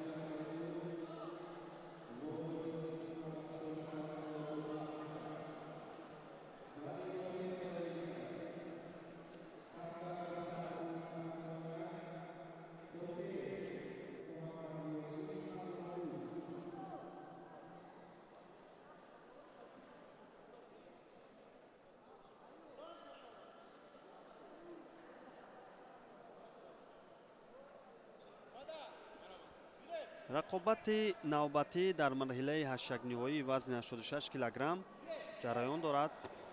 Аюб Юсупов намояндаи шаҳри Душанбе-2 ва рақиби бошад Талабшоҳ Воҳидов намояндаи шаҳру ноҳияҳои тобеи марказ, ки бо яктаки сабз аст. ҳарду акнун инҷо аз камари ҳамдигар мавқеят пайдо мекунанд ва акнун аз ин имконияте ки бисёр мусоид буд барои Аюб Юсупов тавонист ки имтиёзи ҳалолро дар сонияҳои аввали рақобат ба даст биёрад. ҳамагӣ 18 сония барояш басанда буд ки дар ин нерӯсанҷӣ ӯ дастболо гардаду ба марҳилаи 4-1 ниҳоӣ роҳи худро ҳамвор намояд. воқеан ҳам аз он амалкарди фаврии худ ки бо як касбияти баланд анҷом ёфт, тавонист ки аз худ огаҳии назаррасро нишон диҳад. бале,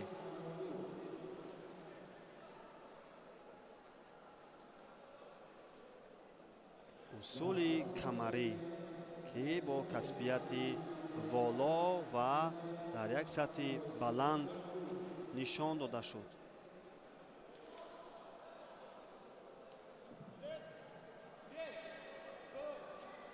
акнун Аюб Юсупов интизор мемонад ки кадоме аз чеҳраҳои навбатӣ ки рӯи гилем меоянд ғолиб мегардаду дар даври чорякниҳоӣ дар муқобили ӯ қарор мегирад. ва ин ҷо мебинем ин амалкардҳои фаврии ин ҷуфт идома меёбад.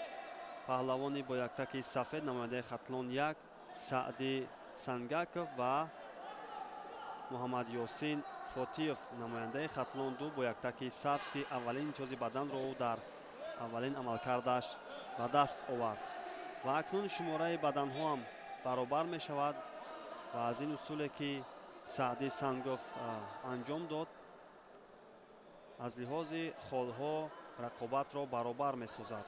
ва боз ҳам талошҳо ҳаст. акнун инҷо камару миёнро бисёр хуб дарёфт кард ва метавонист ки ҳатто ба имтиёзи ҳалол ҳам расида бошад, аммо дар тақвияти кор каме ба ӯ расидагӣ набуд ва дар ин замина каме саросемаҳол шуд ва натавонист ки имтиёзи комилтарро ба даст биёрад. ва ҳамин тавр боки нест барои ин чеҳра ва тавонист ки имтиёзи дуюми баданро насиб гардад. ва акнун дар идомаи нерӯсанҷӣ мебинем ки ин рақобат ки ҳоло фишори зиёдро ба бор меорад ва ҳарду баҳри роҳ ёфтан ба марҳилаи чорякниҳоӣ роҳи худро идома дода истоданд. ва акнун аз ин аксуламал ва аз он фишори пайвастаи Муҳаммад Ёсин Фатоев ки дошт, ва акнун барои Саъди Сангаков низ имконият пеш меояд. албатта аз як лиҳоз саросемагӣ метавонад ба суди кор бошад, аммо дар ин баробар бояд фаромӯш насозанд ин паҳлавонони ҷавон ки ҳар лаҳза метавонанд дар ин ҷода иштибоҳеро созмон диҳанд ки барои ҳариф шароити арзандаро фароҳам меоранд. хуб, боз ҳам талошҳои ҳарду ин чеҳра ва дар ҳолати дифоъ ин маротиба ҳам вақти баланди Муҳаммад Ёсин Фотиев буд ки метавонист ҳатто ба имтиёзи ҳалол анҷом ёбад. аммо Саъди Сангаков мебинем ки бо 4 имтиёзи бадан пешсаф мешавад ва дар ин лаҳзаҳо боз ҳам барои беҳтар кардани кор тамаркуз ва умуман таваккал намекунад ва бештар мехоҳад ки рақобатро идора кунад. ва акнун аз ин ҳалоки даруна тавонист ки ин маротиба имтиёзи ҳалолро Саъди Сангаков дар вақти асосӣ ба даст биёрад. бале, воқеан ҳам аз ин ҳолати пешомада тавонист ин чеҳраи сафедпӯш ба таври арзанда ва шоиста кор бигирад ва ба даври чорякниҳоӣ роҳи худро озод намояд, ки дар он ҷо намояндаи шаҳри Душанбе Аюб Юсупов ӯро интизор аст. такрори ҳолатро мушоҳида мекунем.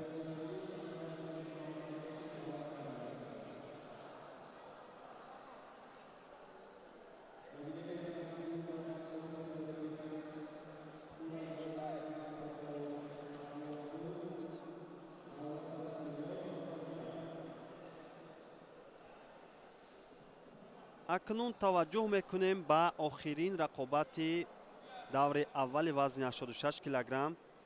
инҷо бошад Саъди Зайдуллоев ва Муҳаммадёсин Сулаймонов нерӯсанҷиро идома мебахшанд.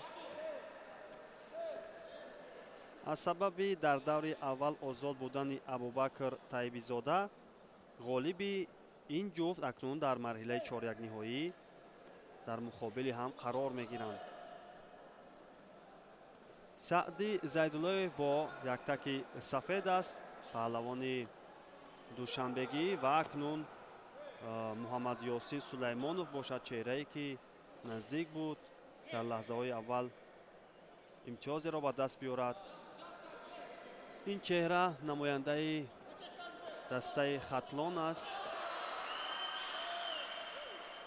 паҳлавони хатлонзамин. албатта дар рақобатҳои дохилӣ ки миёни наврасон шуда мегузаранд, ин чеҳра ҳамеша аз худ аз ҳунару малакаи худ чандин маротиба огаҳӣ ба мо додааст ва акнун дар чемпионати кишвар ки сатҳи рақобатпазирӣ боз ҳам зиёдтар аст, ба чӣ натиҷа даст ёфтанаш танҳо вақт нишон хоҳад дод. аз сари остин доштан ва акнун инҷо камарбанди ҳарифро ҳам тавонист ки дарёфт намояд, аммо аз сабаби каме дар ҳолати дифоъ хуб кор кардани Саъди Зайдуллоев ба ин оварда расонид ки Муҳаммадёсин Сулаймонов натавонист корро дар ин замина хубтар ба роҳ монад. акнун инҷо аз ҳалуки беруна наздик буд ки Муҳаммадёсин Сулаймонов, ин паҳлавони хатлонзамин, аввалин имтиёзро ба даст биёрад. ва ҳамин тавр аз сабаби камфаъолӣ Саъди Зайдуллоев, довари марказ маҷбур мешавад ки ба ин чеҳраи сафедпӯш танбеҳи аввалинро нишон диҳад. масофаро ихтиёр мекунад Саъди Зайдуллоев ва дар ин баробар бошад Муҳаммадёсин Сулаймонов аз ҳар шеваву сабку услуб кор мегирад ва ҳамин тавр дар ин пойзанӣ саривақтӣ тавонист ки имтиёзи ҳалолро соҳиб гардаду ба даври навбатиро ҳашро ҳамвор созад.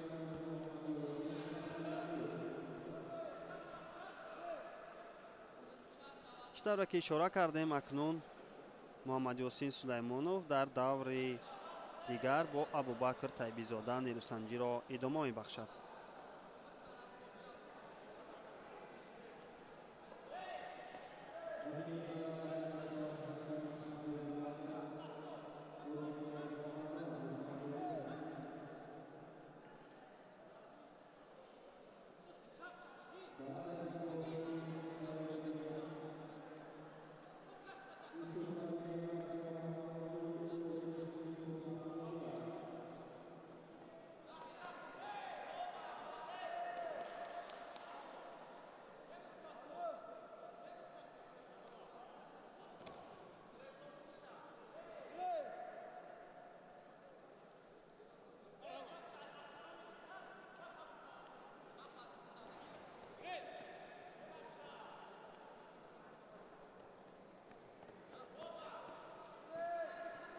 акнун таваҷҷӯҳ мекунем ба марҳилаи чорякниҳоӣ рақобатҳои вазни 86 килограмм ки ин нерӯсанҷӣ аввалин дар ин марҳила маҳсуб меёбад.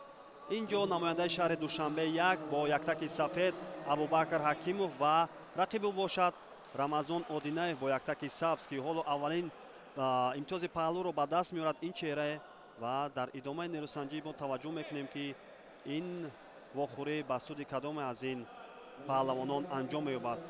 воқеан ҳам чӣ тавре ки ба шумо маълум буд, дар даври аввал тавонист ки Абубакр Ҳакимов Алиҷон Каримзодаро аз садди роҳ берун созад ва Рамазон Одинаев бошад дар даври аввал тавонист Сафархон Қувватовро аз садди роҳ берун созад. ин рақобати дуюм барои ҳарду ин чеҳраҳо маҳсуб меёбад ва акнун дар ин баробар аз фаъолӣ ва пештозии худ Рамазон Одинаев дарак медиҳад ва имтиёзи аввалин баданро низ дар баробари паҳлӯ ба даст меорад, ки барои тақвияти кор дар ин замина метавонад ки босамару боманфиаттар бошад.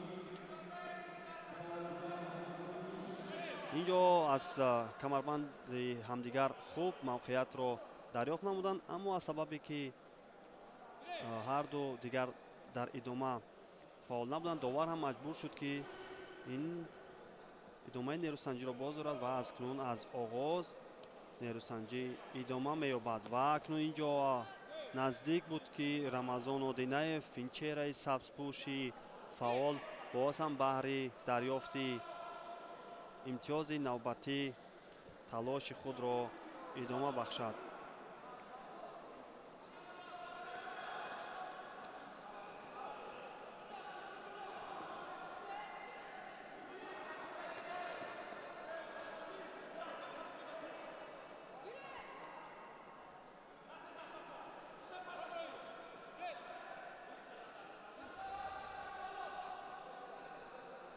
акнун аз минбари мухлисон низ ишора мешавад ки ин паҳлавонон бояд ба кадом шаклу шева ва услуб рақобатро идома бахшанд ва ин чиз барои кори онҳо то чӣ андоза таъсири худро расонида метавонад, мо шоҳид мегардем.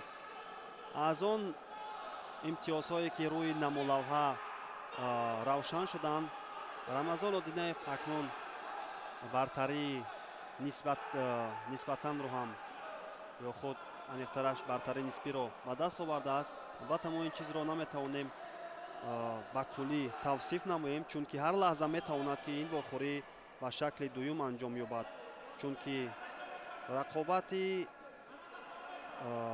солим ва рақобат дар намудҳои гӯштин ҳамеша бо ҳамон шаклҳо ва шеваҳои гуногуни худ зебост ва ҳамеша ҳар лаҳза метавонад ки барои ҳар нафаре ки дар роҳи мағлубият қарор дорад, барояш имконият фароҳам гардад. ва акнун аввалин огаҳӣ ба Абубакр Акимов аз ҷониби довари марказ нишон дода мешавад аз сабаби камфаъолӣ ва инҷо мебинем ин чеҳра боз дар рақобати ин вазн ва дар ин рақобати доштаи худ тавонист ки имтиёзи ҳалолро то анҷоми вақти асосӣ ба даст биёрад ва ҳамин тавр роҳи худро ба даври чорякниҳоӣ озод намуд.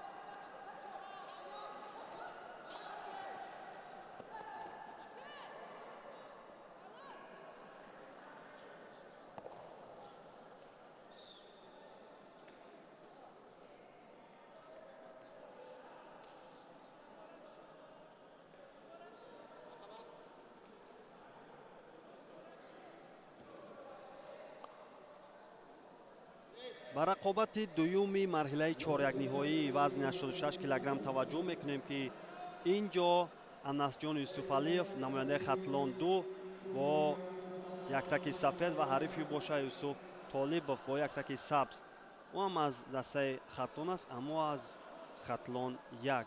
ҳарду паҳлавонони Хатлонзамин акнун баҳри роҳ пайдо кардан ба даври чорякниҳоӣ, аниқтар ба даври нимниҳоии талоши худро идома мебахшанд ва дар сурати ғолибияти ин ҷуфт яке аз ин чеҳраҳо метавонанд ки дар рақобати даври нимниҳоӣ дар баробари Абубакр Ҳакимов нерӯсанҷиро идома диҳанд. дар даври аввал анасҷон исуфалиев тавониста буд ки намояндаи шаҳри душанберо дар як рақобати бисёр пуршиддат шикаст диҳад ки он чеҳра муҳаммад саидов буд ва ҳарифи ин паҳлавони сафедпӯш бошад юсуф толибов намояндаи хатлон 1 тавониста буд ки дар рақобати аввали худ бар нуриддин давлатмадов намояндаи вилояти мухтори кӯҳистони бадахшон пирӯзии худро ба қайд бигирад ва ба ин марҳила роҳашро озод намояд. акнун ин нерӯсанҷӣ идома меёбад то ин лаҳзаҳо, то ки 1 дақиқа бештар наздики 2 дақиқа аст ки ҷараён мегирад, аммо ягон имтиёзи арзандаро ин чеҳраҳо ба даст наоварданд. саросима нестанд. акнун инҷо мавқеият пайдо мешавад барои ҳарду ин паҳлавон. инҷо аз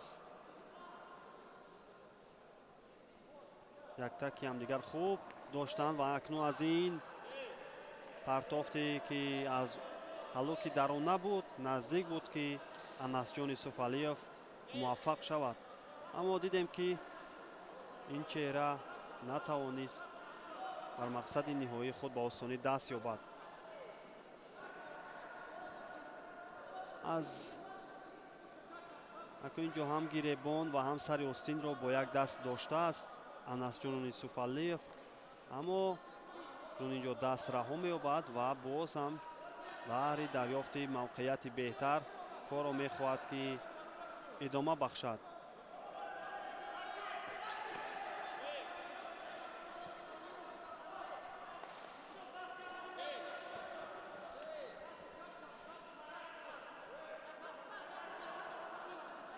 то анҷоми вақти асосӣ камтар аз 20 сония вақт боқӣ мондааст. акнун бояд ки ин чеҳраҳо фаъолтар бошанд. дар сурати анҷоми вақти асосӣ бо ҳамин натиҷа пас мо 2 дақиқаи иловагиро таваҷҷӯҳ мекунем. акнун аз сабаби камфаъолӣ ба юсуф толибов довари марказ аввалин огаҳиро нишон медиҳад. инҷо ишора мекунад ки яктаки худро ба шакли дуруст дарорад ва аз оғоз корро идома бахшад.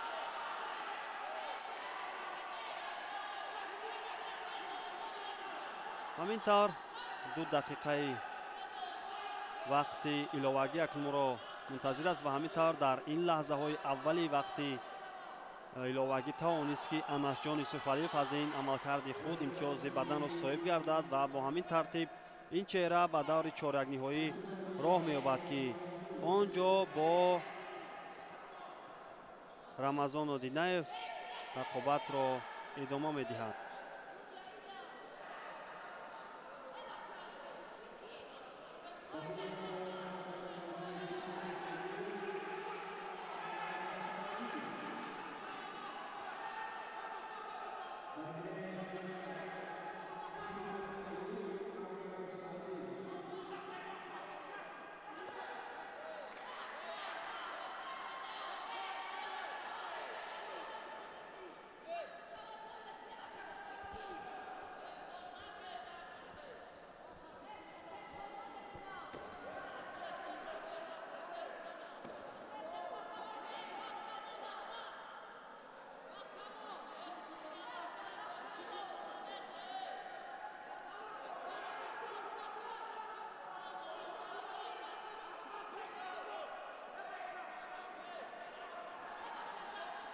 рақобати дигари даври чорякниҳоӣ вазни 86 килограмм акнун инҷо оғоз мегардад. Айюб Юсупов намояндаи шаҳри Душанбе 2 бо яктаки сафед ва ҳарифи бошад Саъдӣ Сангаков намояндаи Хатлон 1 бо яктаки сабз баромадро идома медиҳад.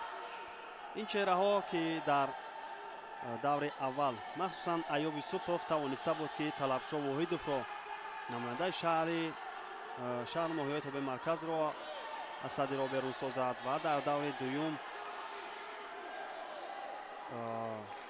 қарор бигирад. Саъдӣ Сангаков бошад дар даври аввал тавониста буд бар Муҳаммад Ёсин Фаттоев дастболо гардаду ба ин марҳила роҳ ёбад.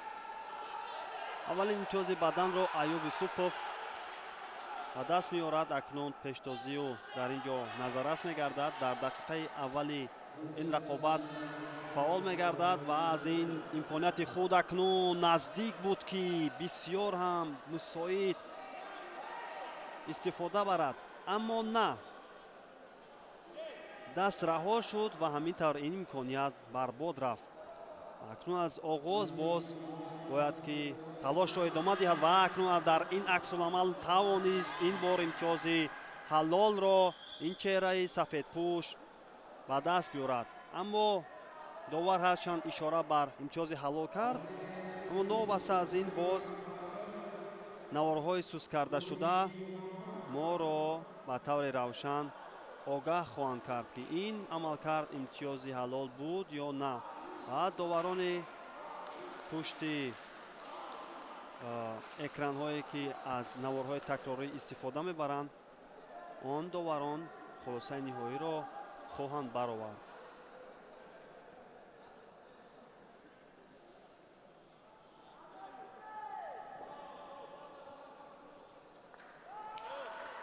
бале, ягон ҷои шаку шубҳа набуд ва ҳамин тавр имтиёзи ҳалол ин партов вогузорӣ мегардад ва дар ин рақобат Аюб Юсупов дастболо мегардаду ба даври нимниҳоӣ роҳ меёбад.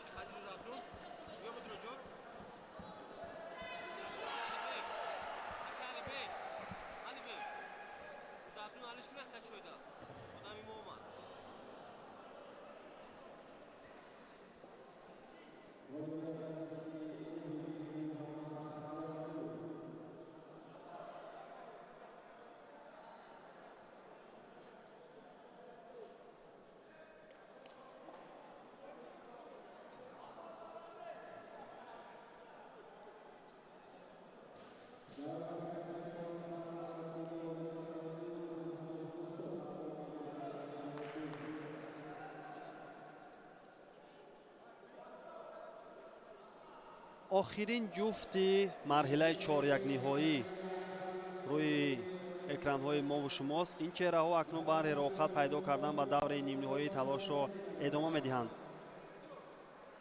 Муҳаммад Ёсин Сулаймонов бо яктаки сафед намояндаи Хатлон 2 ва ҳарифи ӯ бошад Абубакр Тайбизода намояндаи шаҳр ноҳияи Тобеи Марказ бо яктаки сабз.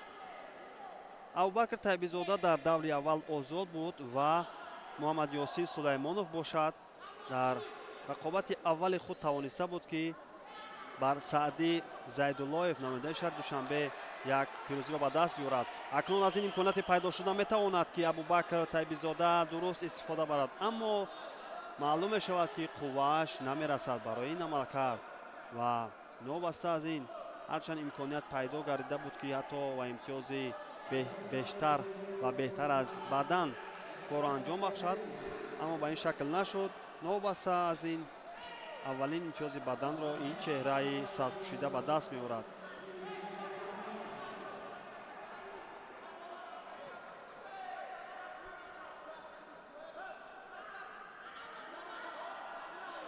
акнун ҳарду мавқеиятро пайдо карданд ва мебинем кадоме аз инҳо муваффақ мешаванд дар ин аксуламал ба натиҷаи охир бирасанд. ҳеҷ кадом, ҳарчанд ки ин ҷо Абубакр Тайбизода наздиктар буд ва дар ҳолати дифоъ Муҳаммад Ёсин Сулаймонов ҳам нагузошт ки ба он шаклу шевае ки ҳариф мехоҳад ба ҳамон ин ҳолат анҷом ёбад. боз ҳам сарёстин доштани ҳарду ин ҷо ба назар мерасад ва пойзаниҳои Абубакр Тайбизода ҳоло бенатиҷаанд ва шояд ки иллати ӯро дар ҳамин чиз мебинад ин чеҳра ва баъд аз чархонидан ва акнун ин ҷо камарро хуб дарёфт кард, аммо аз ин амалкарди ҳариф мебинем ки Муҳаммад Ёсин Сулаймонов гурезро ихтиёр мекунад.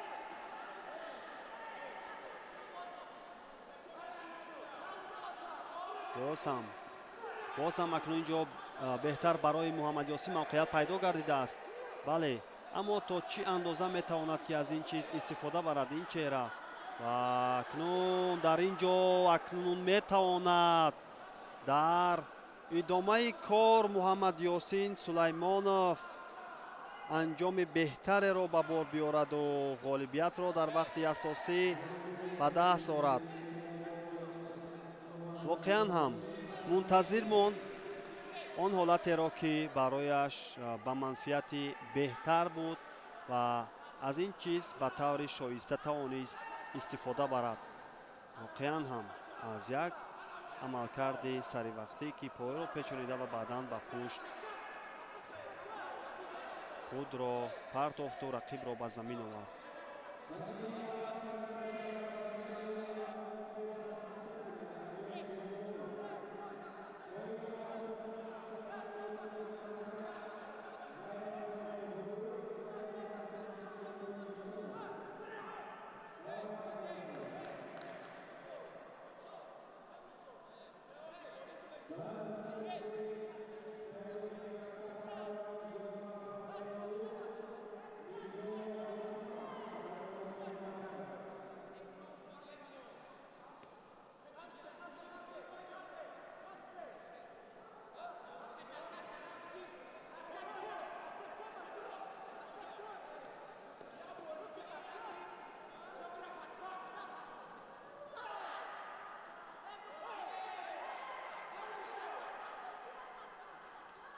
акнун таваҷҷӯҳ мекунем дӯстони иззатманд ба вазни 63 килограмм миёни бонувон.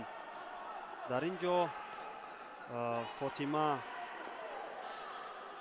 тоирова ва моҳрӯ ғайратова ҳарду ин паҳлавонон акнун ин ҷо рақобатро идома медиҳанд ва дар аввалин амалкардҳои пайдарпайи худ тавонист моҳрӯ ғайратова дар ду имтиёзи бадане ки ӯ ба даст овард ғолибиятро дар сонияҳои аввали нерӯсанҷӣ ба даст биёраду ба даври баъдӣ роҳ пайдо кунад. акнун дар даври баъдӣ нозанин шодиева мунтазири моҳрӯ ғайратова аст.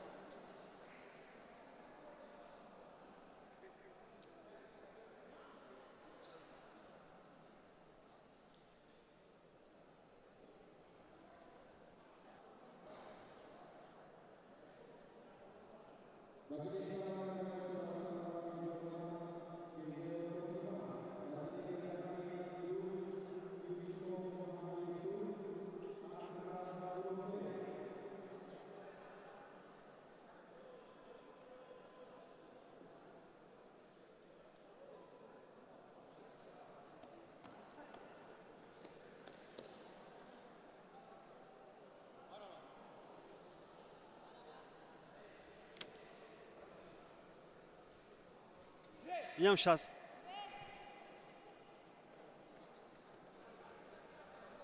рақобати навбатӣ вазни 63 килограмм дар даври аввал акнун ҷараён мегирад. ин ҷо Миҷгона Сафарова аз асаи Хатлонду бо яктаки сафед ва ҳарифи бошад Фотима Мирзоева бо яктаки сабз ки намояндаи шаҳру ноҳияҳои тобеи марказ аст.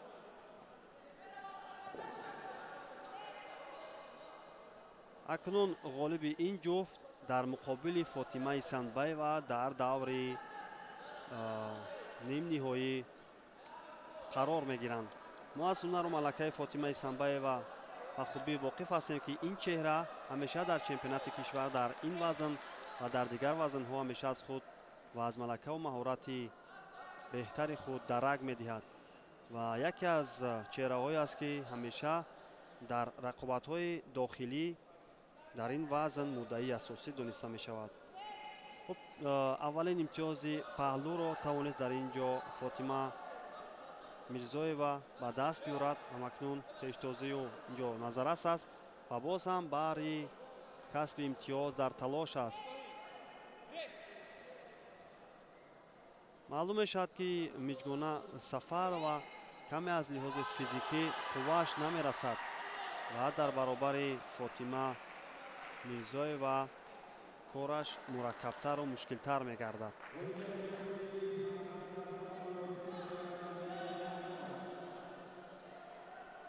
акнун боз ҳам инҷо мавқеияти дурустаро миҷгона пайдо мекунад ва дар аксуламал инҷо наздик буд ки имтиёзи навбатии паҳлӯро Фотима Мирзоева ба даст биёрад, аммо инҷо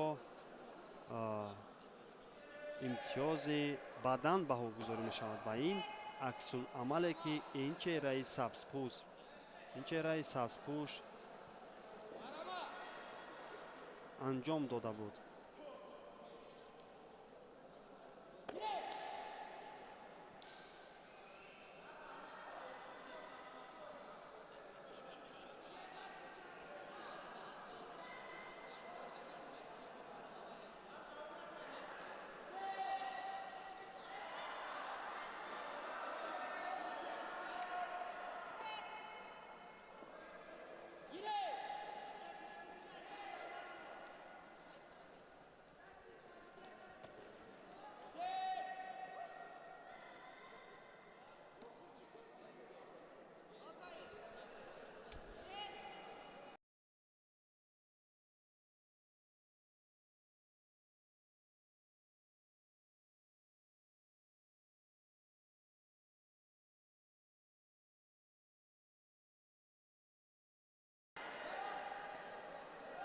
аз камарбанд инҷо ҳарду хуб доштанд ва акнун мебинем ки кадоме аз ин паҳлавонон, ин гурдофаридон метавонанд ки аз ин ҳолат ба хубӣ истифода баранд.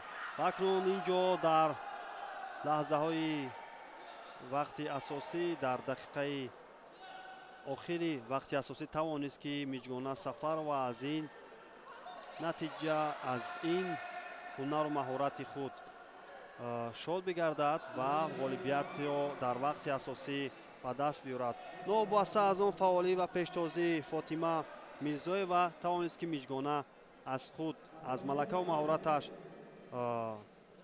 кор бигирад ва дар ин рақобат дар вақти асосӣ ғолибиятро бо имтиёзи ҳалол ба даст биёраду ба даври баъдӣ роҳ пайдо кунад. Дар даври нимниҳоӣ чизаро ки ишора карда будем, бо Фотимаи Санбаева ин чеҳра рақобатро идома мебахшад.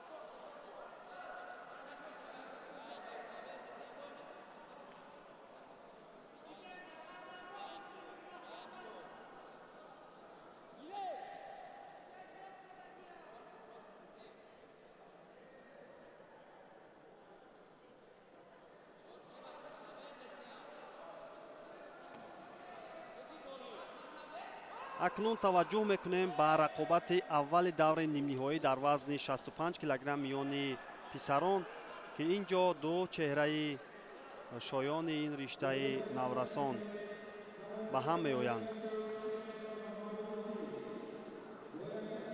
муҳаммадрӯзӣ Шеров, намояндаи вилояти Суғд ки бо яктаки сафед аст, ва ҳарифи ӯ бошад Аҳмад Мисоқов, намояндаи шаҳри Душанбе 2 ки бо яктаки сабз баромадро идома мебахшад. дар даври аввал Муҳаммадрӯзӣ Шеров озод буд ва корро аз даври дуюм оғоз кард, ки дар он ҷо тавониста буд дар муқобили Юсуф Искандар дастболо гардаду ба даври баъдӣ роҳ ёбад. Дар марҳилаи чорякниҳоӣ тавониста буд ин чеҳра дар муқобили Мудассир Ашуров низ дастболо гардаду корашро ба ин ҷо идома бахшад. Аҳмад Мисоқов бошад чеҳраи сабзпӯш, ки ҳоло рақобатро идома бахшидааст ва акнун дар ин ҳолате ки барояш бисёр мушкилиро метавонист ба бор биёрад. Дар даври аввал ин чеҳра тавониста буд ки ба Юсуф Давлатов, намояндаи Хатлон 1, дастболо гардад. дар рақобати дуюм ба Шамил Мамадаминов, намояндаи вилояти мухтори Кӯҳистони Бадахшон, ғолибиятро ба даст овард. ва дар рақобати баъдӣ ин чеҳра дар баробари намояндаи Федератсияи гӯштингирии Тоҷикистон Абдураҳмон Ҳикматов дастболо гардида буд. ҳоло бошад акнун аз ин ҳалоки даруна наздик аст, ки Аҳмад Мисоқов аввалин холи худро, аввалин имтиёзи худро ба даст биёрад. аммо дар ҳолати дифоъ дидем, ки Муҳаммадрӯзӣ Шеров нагузошт, ки ҳариф ба мақсади ниҳоии худ дар ин амалкардаш бирасад. баръакс ин ҷо Муҳаммадрӯзӣ Шеров аввалин имтиёзи баданро соҳиб мегардад ва акнун боз ҳам талошҳои пайвастаи Аҳмад ва акнун аз ин партофти анҷомдодаи худ имтиёзеро ҳам боз ба даст намеорад ва довар ишора мекунад, ки гиред. бале, бояд инҳо акнун гӯштин гиранд, бояд аз ҳунару малакаи худ дар ин даври бисёр ҳассос ба ҳамагон нишон диҳанду моро воқиф гузоранд.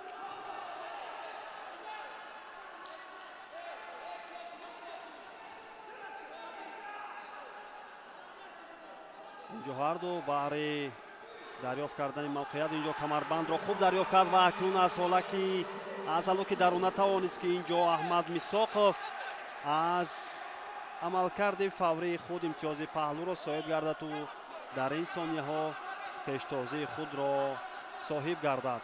аммо нобаста аз ин мебинем, ки Аҳмад Мисоқов ҳоло ҳам ангезааш зиёд аст ва баҳри ғолибият дар ин рақобат талошҳои пайвастаи худро идома мебахшад. яктарафа гӯштин гирифтан акнун ин ҷо наздик буд, ки Муҳаммадрӯзӣ Шеров аз ин амалкарди худ ба имтиёз даст ёбад, аммо дар ин баробар кори хуби дифоии Аҳмад Мисоқов назаррас буд.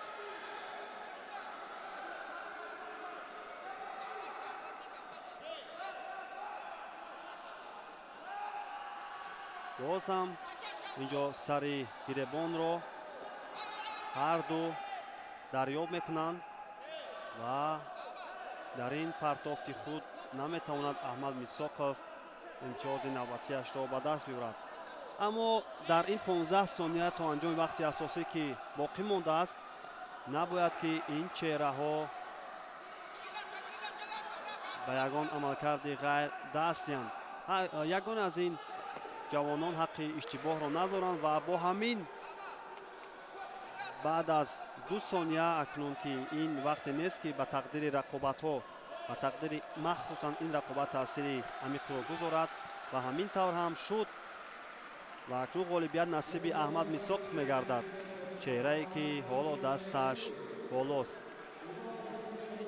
то ин замон будам ман Шораи Мирзозода Ғолибшоҳ. акнун давоми рақобатҳои рӯзи 4-уми чемпионати ҷумҳурии Тоҷикистон оид ба гӯштингирӣ миёни калонсолон ва наврасонро, ки ҷараён дорад, идома додем ва мин баъд боқимонда нерӯсанҷиҳоро бошад ҳамкори мо Некрӯз Сатторов ба шумо тавзеҳ хоҳад дод. саломат бошед.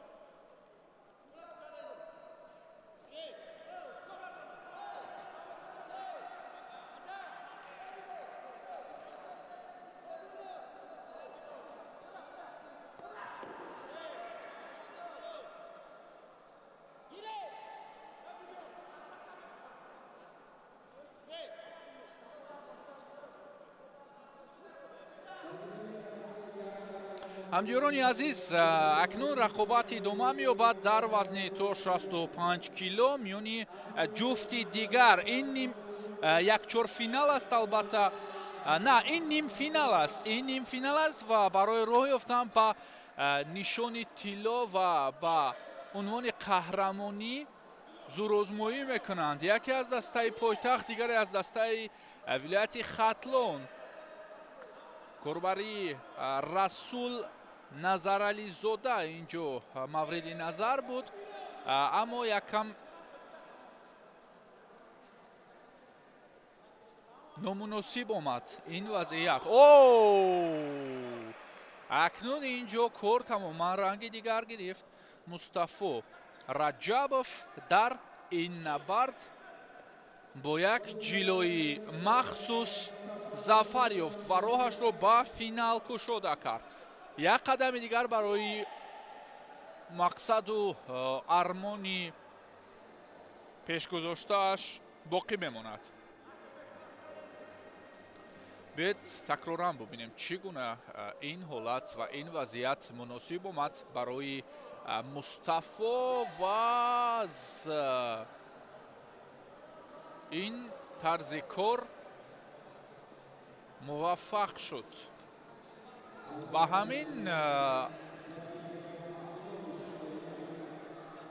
ҳамин рақобати дигари нимфиналӣ вазни то 65 кило ҳам доир шуд ва нафари муваффақ маълум гардид. ҷуфти дигар омодагӣ мебинанд барои рӯи гилем омадан. рақобатҳо албатта дар чемпионати тоҷикистон миёни наврасон ҳам мутантананд ва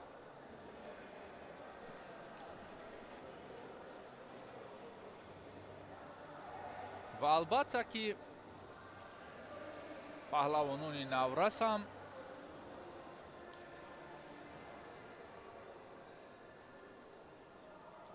барои муваффақиятҳои оянда аз ҳамин рӯз замина мегузоранд.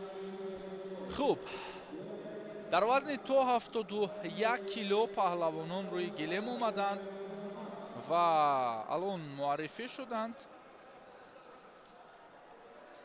хуш, инҷо ибодулло алимовро муқобили алимуҳаммад гадоев мебинем.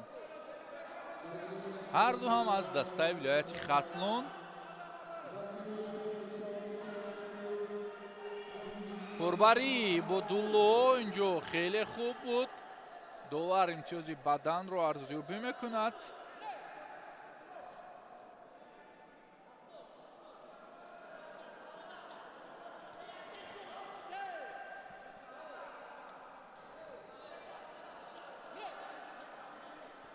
алимуҳаммад гадоев барои ҷуброни имтиёз акнун бояд худ корро шурӯъ кунад. вале ибодуллоро бибинед ки иқдоми партофт ва ё иқдоми усулро худ мегирад. бори дигар кӯшиш аз тарзи аввала ки маҳз ба ҳамин услуб ӯ тавонист муваффақ бигардад, кор гирифт.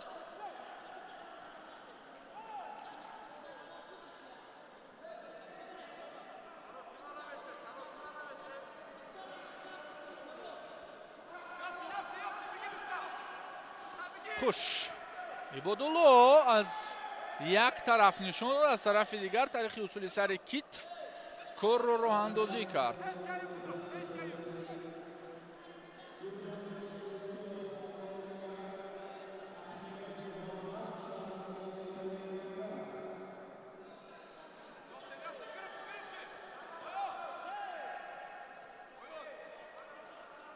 алоки даруна ин дафъа اجرا شد از جانب علیمحمد гадоев.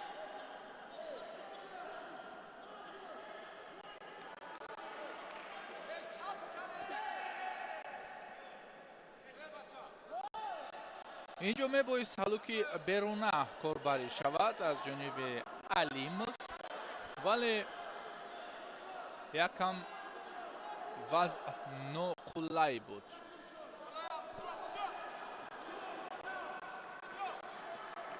کاربری نوبتی از جانب ибодулло، вале اونقدر مشخص نبود. توکل آمیز راه اندازی گردید این عمل کرد.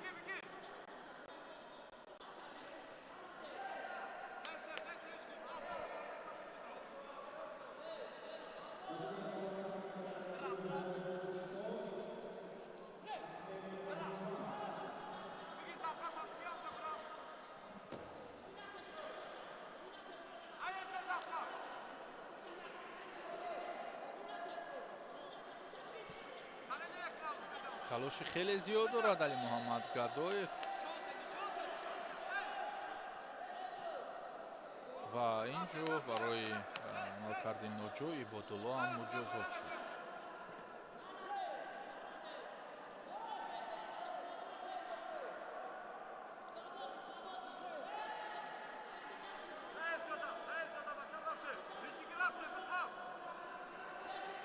حرکت رو خیلی زیاد میکند عبادالله.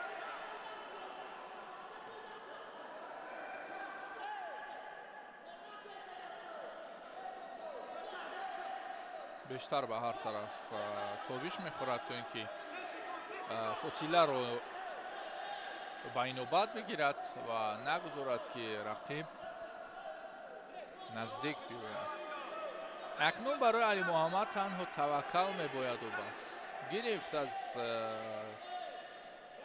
خلعت اصولی طریق سری زانو را به کار برد.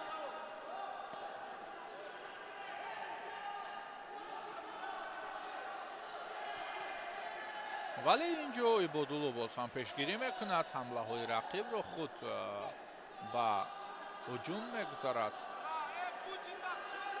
وقت انتها مییابد که عبادالله توانست باز یک بار دیگر توکل آمیز حرکت پیش بیارد برای پیشگیری حمله رقیب. تمام وقت انتها یافت و این بار عبادالله علیمов است راه را به فینال کشاده کرد. اکنون یک قدم دیگر برای عنوان قهرمانی باقی میماند و بس.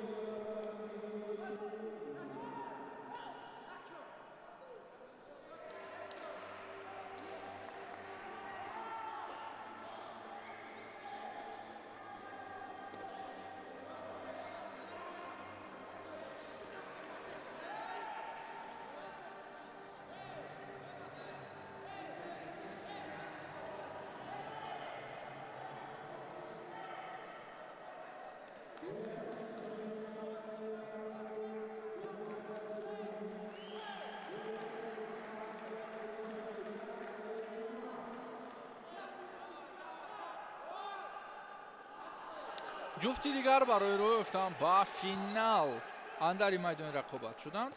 ابراهیم باباخانов با یک تک سفید الان روی اکران های ماست که نگاهی خیلی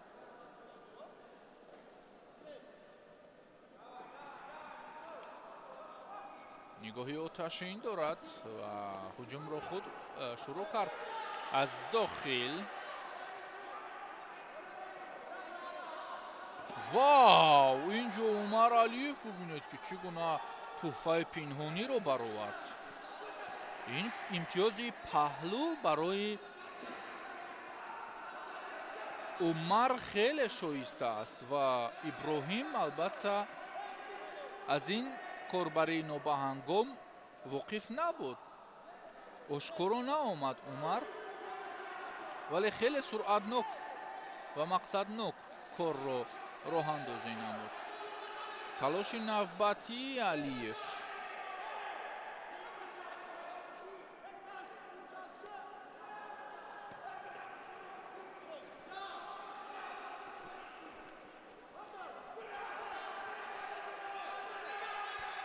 و این دفعه هم اکنون ابراهیم باباخانov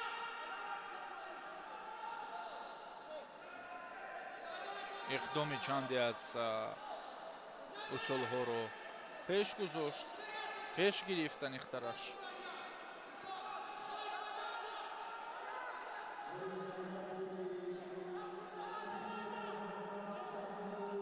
اصولی کمری میتوانست اجرا بشود اما حالت نامناسب آمد.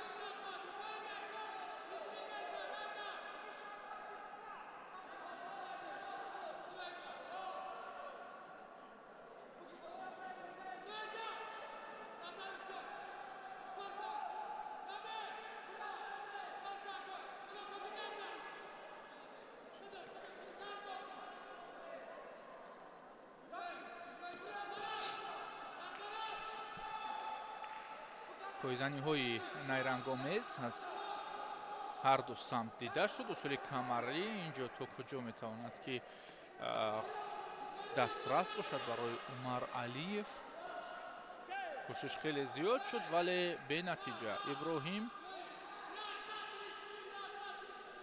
инҷо муҷозот мешавад бино ба амалкарди ноҷо ва боз ҳам барои муваффақият талош меварзад. камарбандро гирифт, аз дохил по печиш дод, аммо ба ҳар воситаву услуб Умар худро дур мекашад.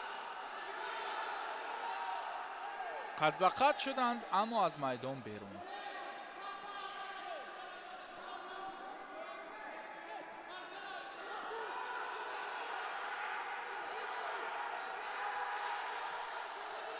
ин услуби қадбақадӣ то куҷо метавонад ки зиннат бибахшад? ин майдонро хеле талош меварзанд. ҳарду аз ҳамин усул корбариро мартабаи дуюм аст ки пиёда месозанд, вале ҳеҷ муроде ҳосил намешавад.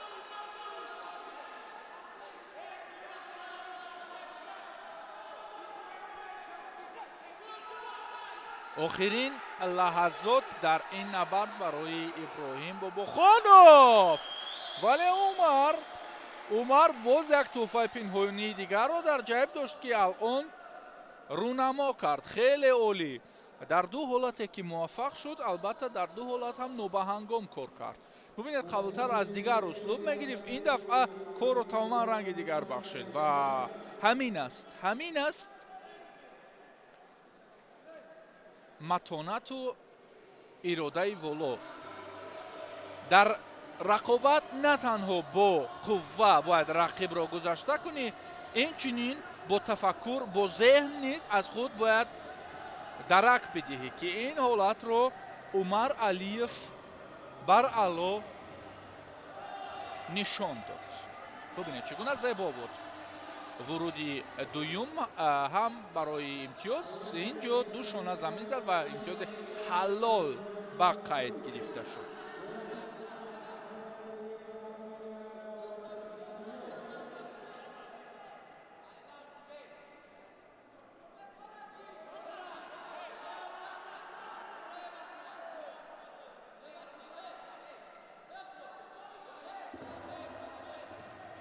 хуш, Саёд Давлатов муқобили Ёқуб Қурбонов.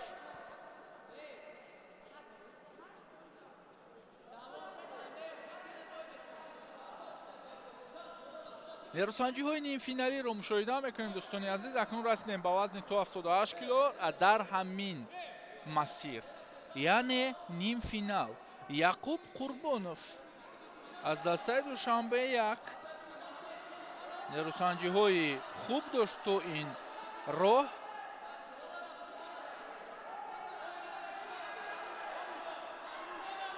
партоф тариқи усули камарӣ пеш бурда шуд. метавонист самти пушт партояд, вале он каме сарборӣ дар таркиб медошт, вале аз услуби дигар, яъне аз роҳи дигар кор гирифтанаш ҳам хуб буд.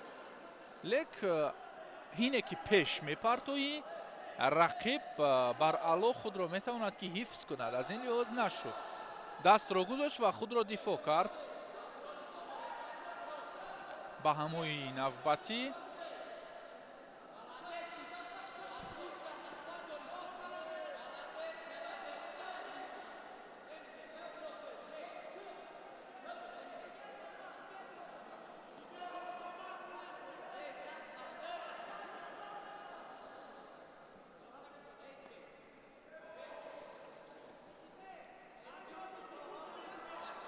худро наздик сохт Яқуб, вале боз ҳам дур рафт. ҳалоки дохила аз ҷониби Саёд Давлатов ба қавле шӯхӣ ба шӯхӣ пеш рафт ва метавонист ки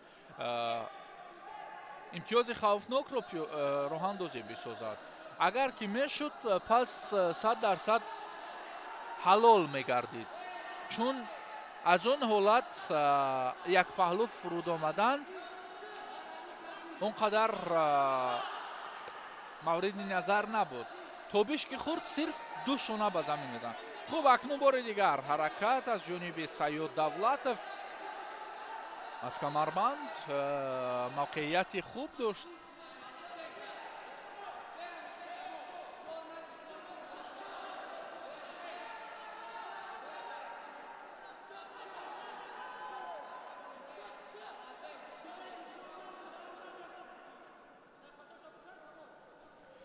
وروودی دیگر از جانب یعقوب قربانوف.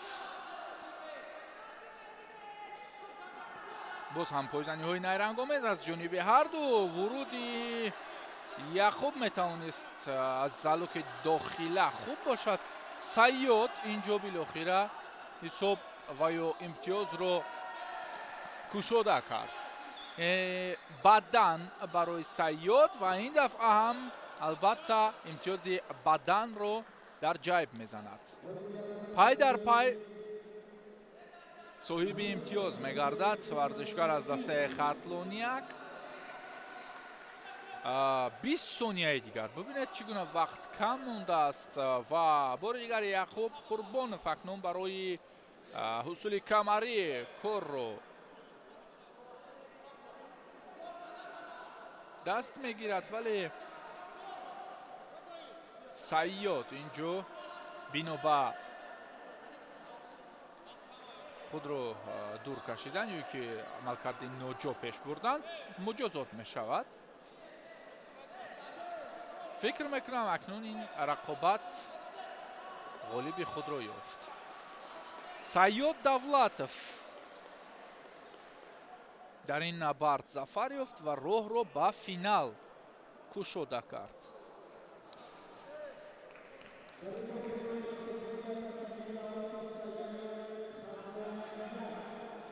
جفتی اول در وزن تا 78 کیلو رقابت خیلی خوب نشان دادند و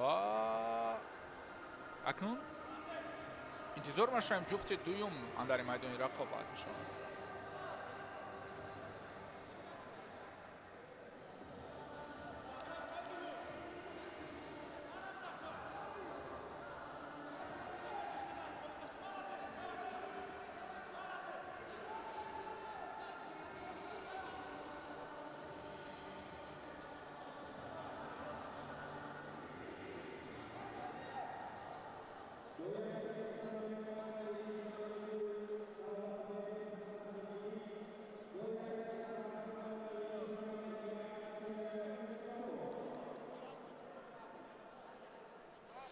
جفت دوم معرفی شد و زور آزمایی آغاز می شود. عزم‌الدین دولتبکوف، مصطفی چویانوف، هر دو هم از دسته پایتخت.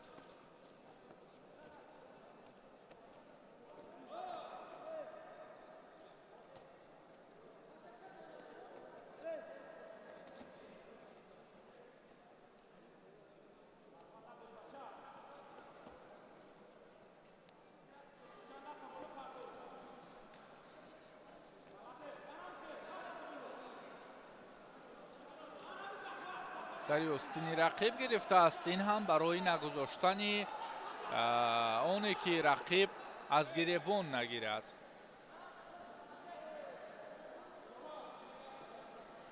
به هر صورت به همای اول با اصول انجام یافت ولی به نتیجه.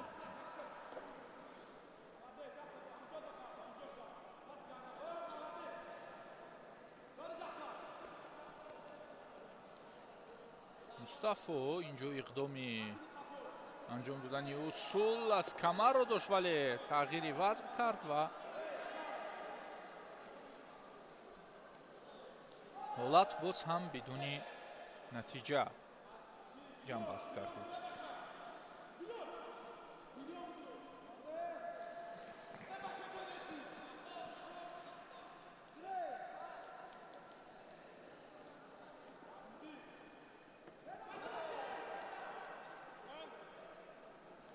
امتیازی بدن برای مصطفی.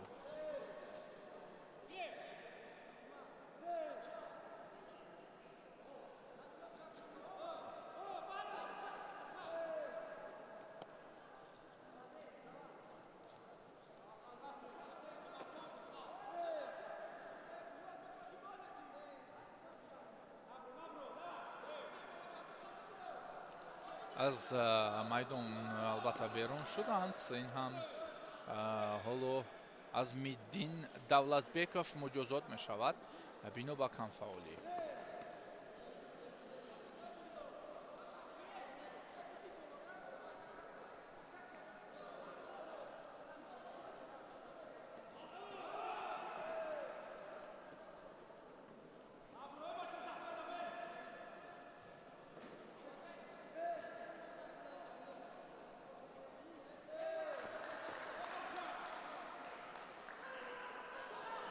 усули камарӣ инҷо аз ҷониби Азмиддин натиҷаи хуб дод. инам аз зидди ҳамла пиёда шуд ва акнун Мустафо Чуянов барои интиқоми имтиёзи рақиб дар талош аст.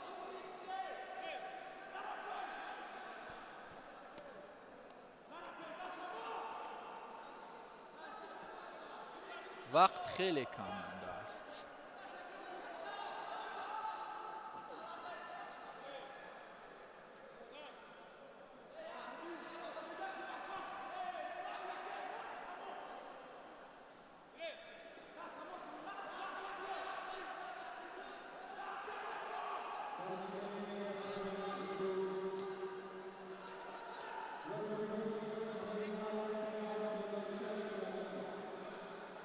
ва боз инҷо бинед ки Азмиддин имтиёзи бадан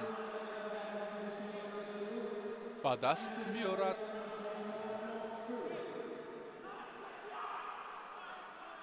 ва албатта 47 сонияи дигар аз ин ҳам вақт камтар боқӣ мемонад. агар ки хуб агар ки гуфтанӣ будем таҳаммул кунад Азмиддин аниқтараш Мустафо пас муваффақ мешавад, вале дар охирин фурсат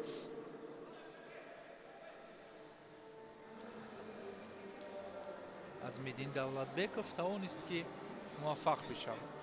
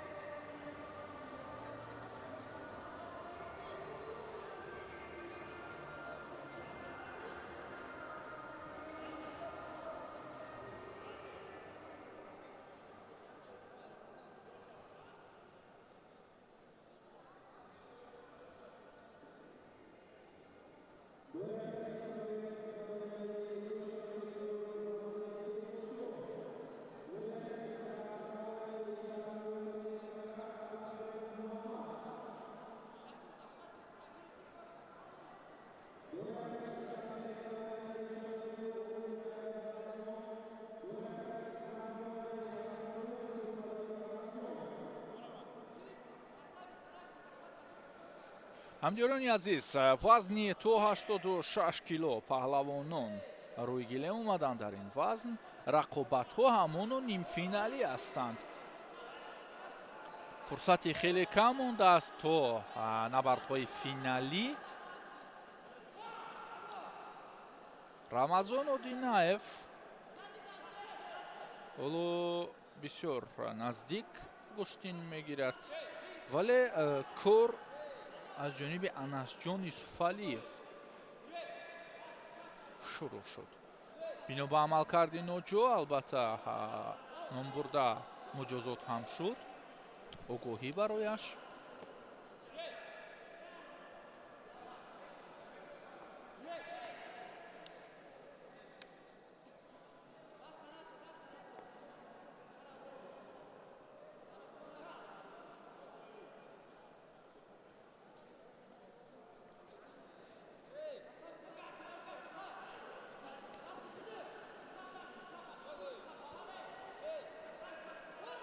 این حلال است یا اینکه نه این پهلو ارزیابی میکند داور ولی حلال بود. خوب یوسف علیف ظفر یافت. خوب حالا باز انتظار هستیم معرفی غالب رو. خوش با همین انس جون یوسف علیف راه رو کشاده میکند با دور فینالی.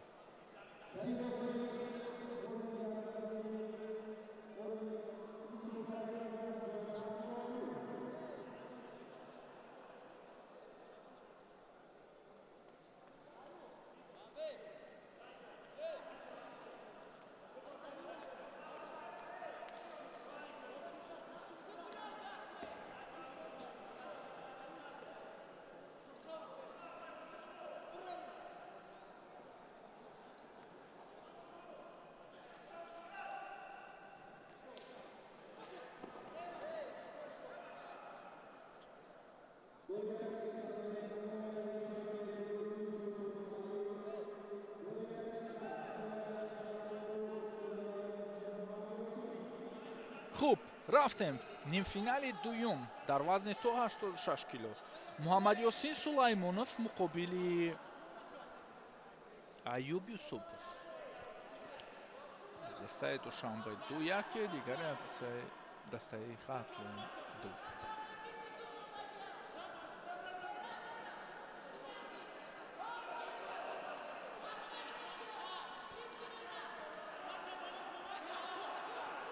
حرکت از جانب محمد یاسین.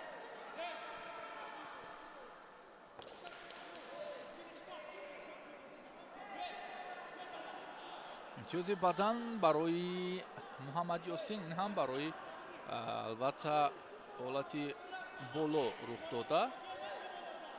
خیلی خوب ورود شد در سبقت، از داخل کار را شروع کرد، از حلوک داخله و بعدا حالا اکنون باز هم کوشش برای زمین آوردن رقیب و این نقطه نیروسنجی است.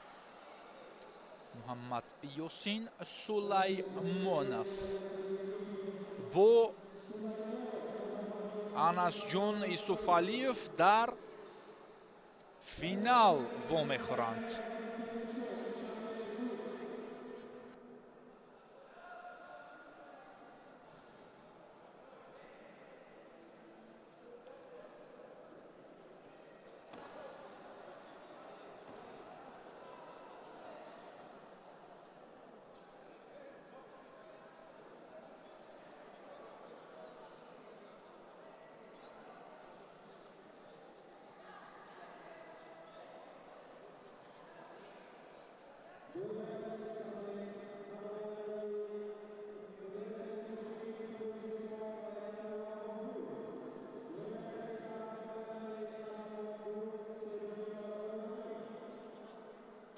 خوب نозанин шодиева моҳру ғайратова нерӯсанҷӣ барои роҳ ёфтан ба финал. Ин вазни бону паҳлавонон аст ва ин вазни албатта то 63 кило.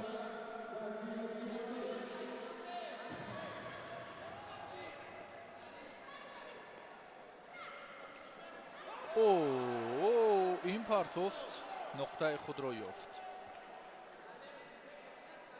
Фотима на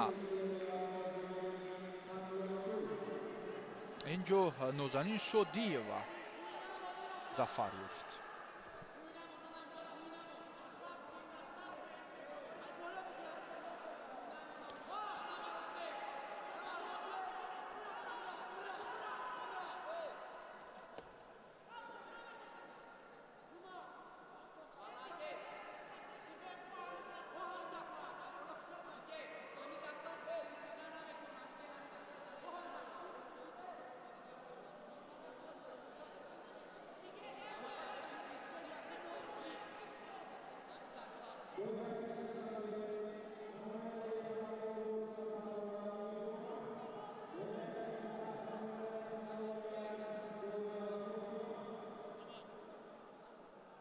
миҷгуна Сафарова паҳлавон аз дастаи хатлон 2 ва Фотима Исамбаева аз дастаи хатлон 1.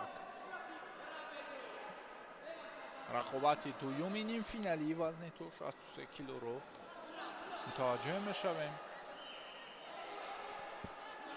ғолиби ҷуфт албатта бо Нозанин Шодиева нерӯсанҷӣ мекунад.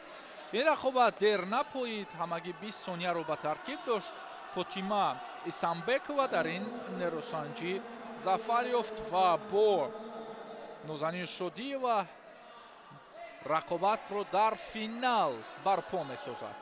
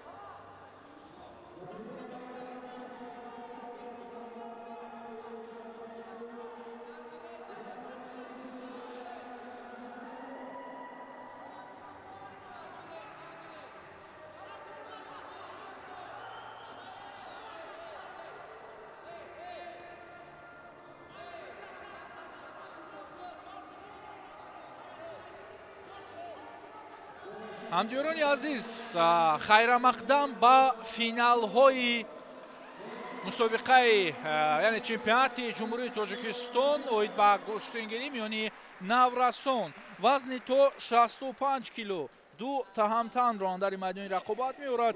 Мустафо Раҷабов аз дастаи Душанбе 1, рақиби ӯ аз дастаи Душанбе 2 Аҳмад Мисоқов. ҳаракати аввал аз ҷониби Мисоқов.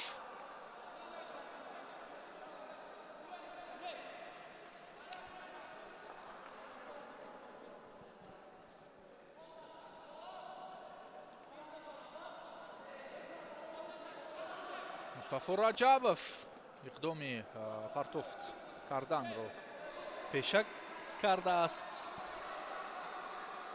ва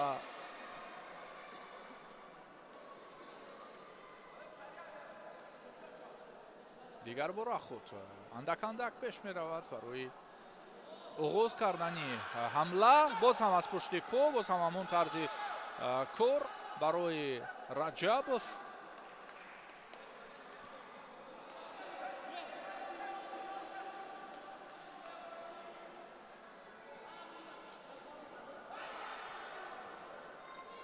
ҷилави кор дар даст дорад Мустафо Раҷабов ва дар ин сабқат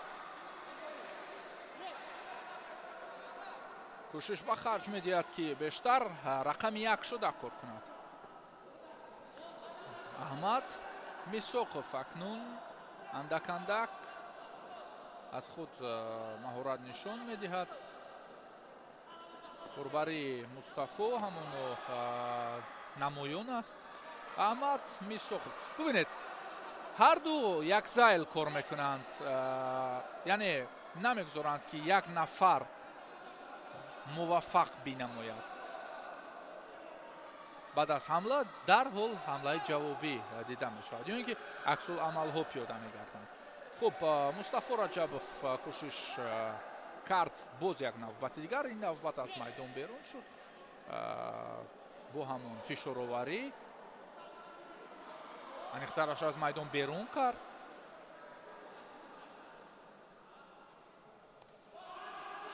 ва танҳо ҳамин ҳолат рух дод. акнун навбати дигар боз ҳам аз усули камарӣ камарбандро қавӣ гирифтааст.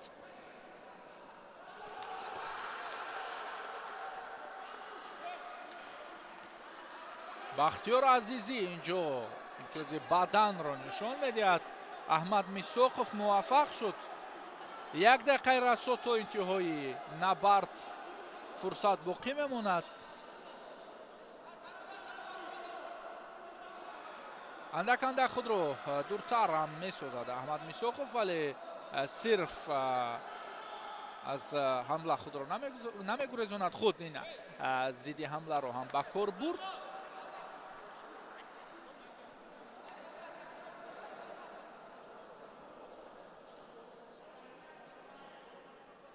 ҳолати қабли бозбинӣ мешавад аз ҷониби видеодоварон.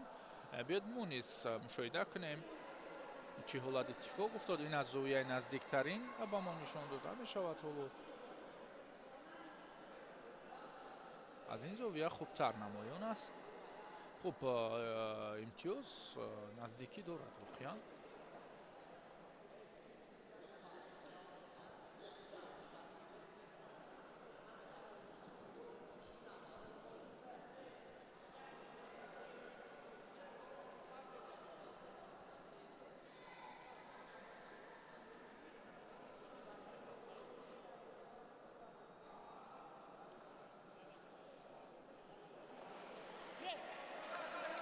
خب رقابت ادامه می‌یابد.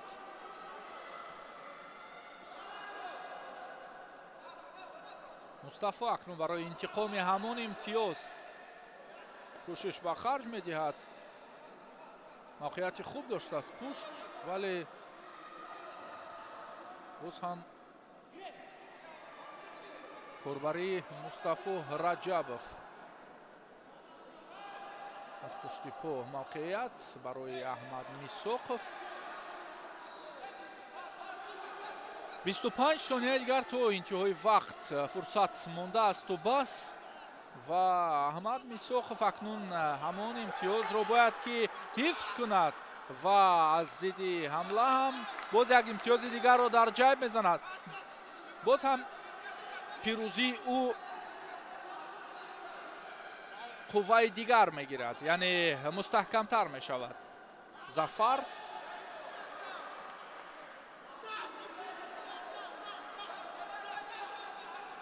ده ثانیه دیگر وقت باقی میماند. این هم معین میسازد چمپیون تاجیکستان یعنی نورسان را. حرکت آخر و امید آخر اینجا حلال است. اوی اوی اوی چگونه جواب گردانید و این چی تحفه پنهانی بود برای احمد میساقوف.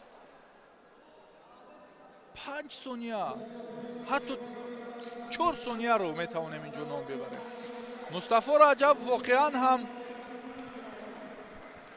هم کاربری خوب کرد و دستپروری نوروز کریمزاد یکی از پهلوانان نمایشنای کشور، حالا مربی او هم البته در نشستگاه ها خیلی حال و هوای خوب دارد از برد شاگردش و اشتیاق بلند کننده از وقتی که دستپروری تو موفق بشود در معروفترین مسابقه داخلی یعنی چمپیونات تاجیکستان.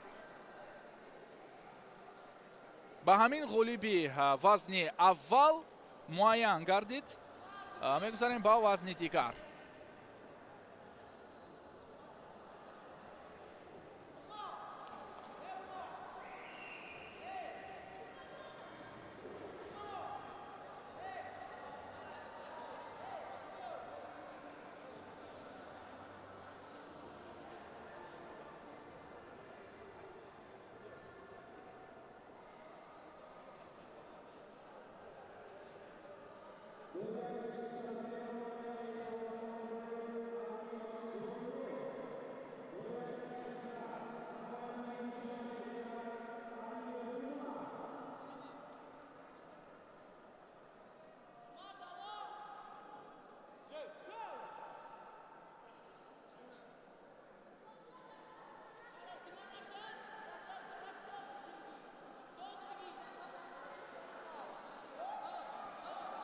ҳамҷӯёни азиз, биёед мутаваҷҷеҳ мешавем ба вазни дигар. То 71 кило дута ҳамтанро рӯи гилем овардааст. ин финали сабқатгоҳи мазкур маҳсуб мешавад. Умар Алиев, Ибодулло Алимов ҳарду ҳам роҳи саҳл надоштанд то ба ин мартаба ва акнун як қадами дигар барои унвони қаҳрамонӣ боқӣ мемонаду бас.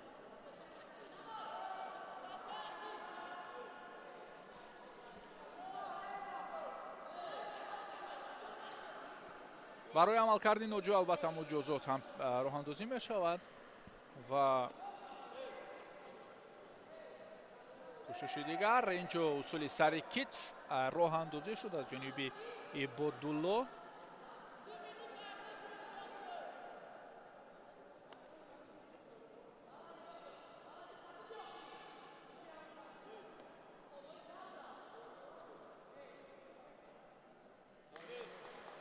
нодуруст гирифтан нишон медиҳад, вале инҷо ҳамааш хуб буд. Фикр мекунам ҳоло доварони кунҷӣ ҳам нишон доданд.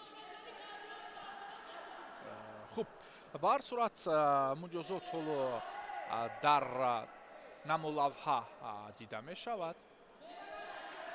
Ибодулло Алимов бино ба ду муҷозот камари ҳиммат бастааст то ин ки рақиб имконият наёбад дигар бора. огоҳӣ барои Умар Алиев бино ба камфаъолӣ.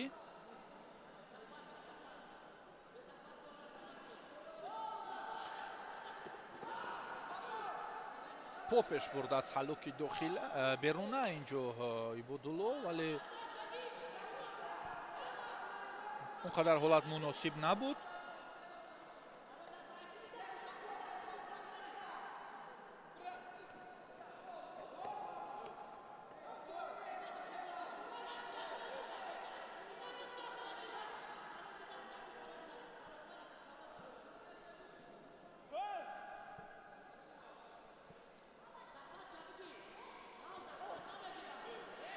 ин ҳолат он қадар муайян набуд самти роҳаш ё ин ки масири пеш роҳандозӣ кардааш аниқтараш.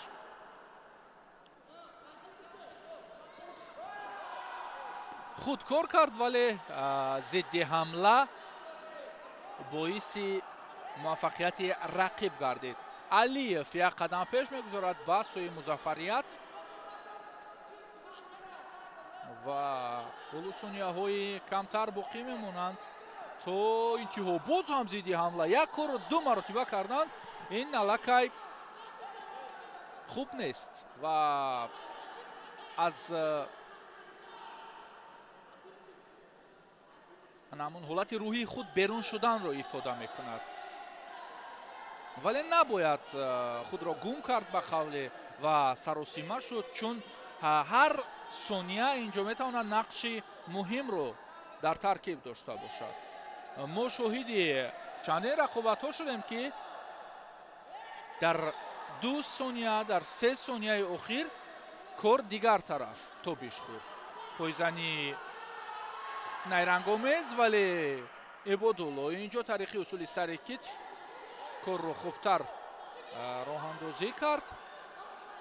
Умар Алиев ҳам оҳиста оҳиста аз бурди хеш истиқбол мегирад, вале 4 сонияи дигар, 3 сонияи дигар, ана ҳамон 3 сонияи интиҳоӣ аст. Ибодулло охирин кӯшишро ба харҷ дод. яке аз пирӯзӣ истиқбол мегирад, дигаре аз нокомӣ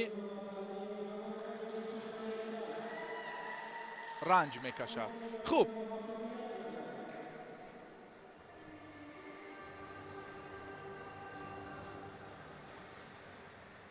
рақобати бисёр диданиро мо мушоҳида кардем. биёед такроран ҳам аз лаҳазоти ҷолибтаринаш дидан кунем.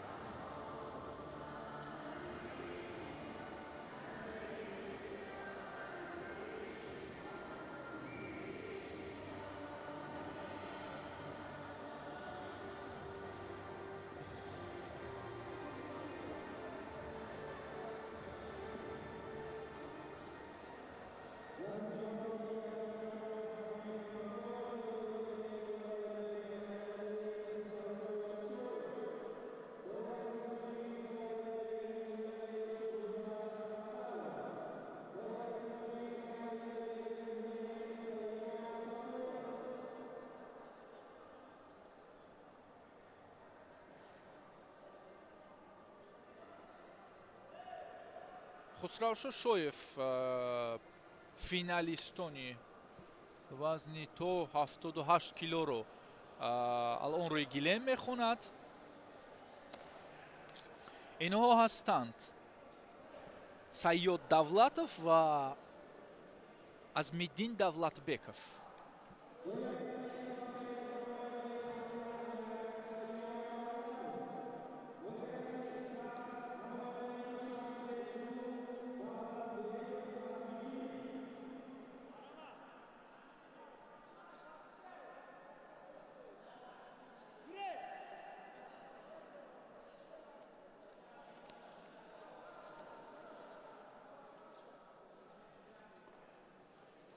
Азмиддин бо азму иродаи қавӣ нерӯсанҷиро шурӯъ кард аз боло, аз гиребон қапиш дошт, вале тағйири вазъият. инҷо корбарӣ аз ҷониби Сайёд Давлатов, иқдоми аввал дар баҳамои аввал аз тарафи намояндаи хатлони як гирифта шуд. усули сари китф, вале самара надод ин амалкард. аз боло мегирад. инҷо барои дарёфти камарбанд каме дигар фосила монд, вале ба ҳар сурат қавӣ аст. корбарии Азмиддин дар аксуламал метавонист рух бидиҳад, вале на.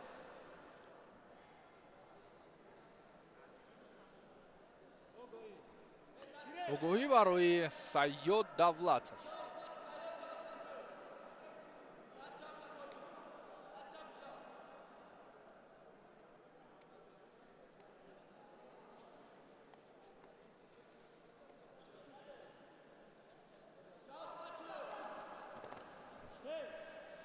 мустақиман ва рӯи рост усули сари китфро пиёда сохт, вале муваффақ намегардад. ҳоло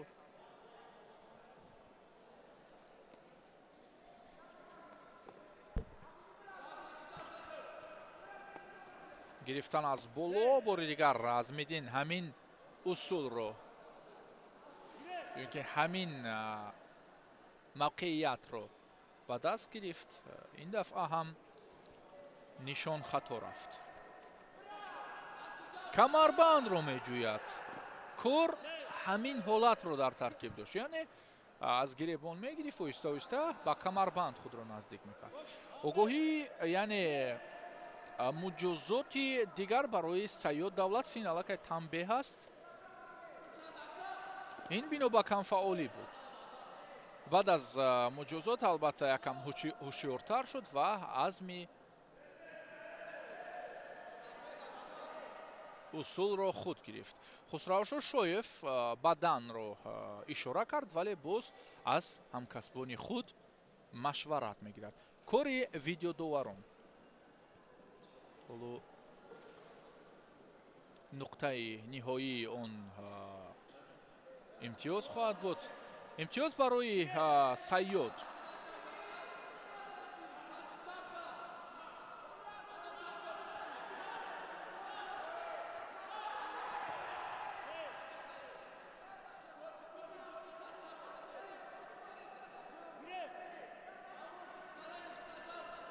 расо 1 дақиқа вақт боқӣ мондааст барои Азмиддин, вале мебинем ки Сайёд Давлатов бори дигар имтиёзро ба даст меорад. як бадани дигар дар ҷайб. мустақим дастаро рост мекунад. ҳини мавқеият ҳамчун фосиларо нигоҳ дошта бошад, вале боз як партофти дигар аз ҷониби Сайёд Давлатов. ин ҳам усули сари китф буд. хеле хуб омад. устувор сари зону менишинад, кашиш медиҳад. ин хеле хуб аст. аз ҳолати физикии варзишгар хуб дарак медиҳад. бори дигар партофт ва ин як имтиёзи дигарро дар худ дорад. 30 сонияи дигар вақт то интиҳои набард. аз як услуб мартабаи 4 аст кор мегирад Сайёд.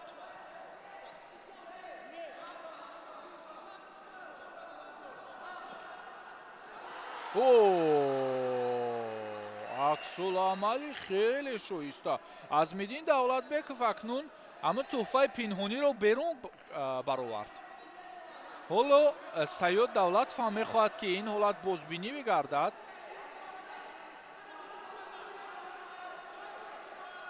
хеле душвор мешавад. чун ин ҳолатҳо хеле душвор аст албатта таҳаммул карданаш. вақте ки меҳнат карда 3 имтиёзро мегирӣ ва дар як ҳолати нобаҳангом рақиб як имтиёзи арзишманде мегирад ки баъдан ӯро ин имтиёз муваффақ мегардонад.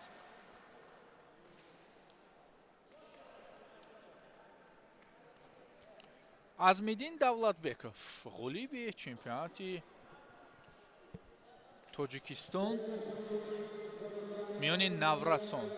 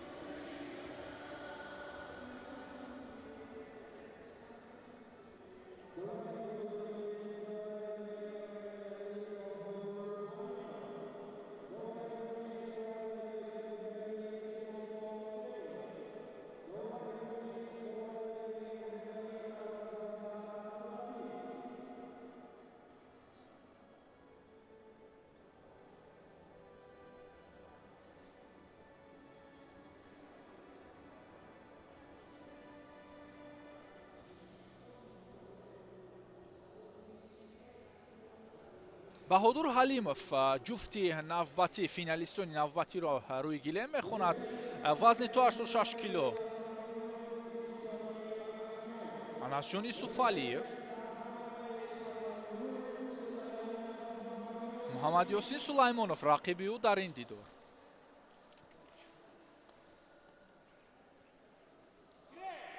хуб, рақобат шурӯъ шуд.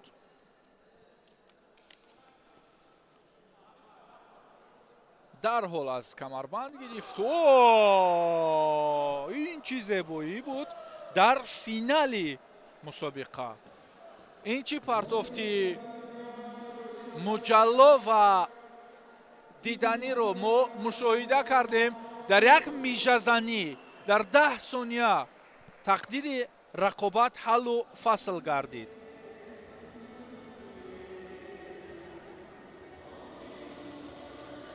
Исуфалиев Анасҷон имрӯз рақобатҳои хуб дошт ва аз омодагии ҷиддияш дар рақобатҳояш нишон дод.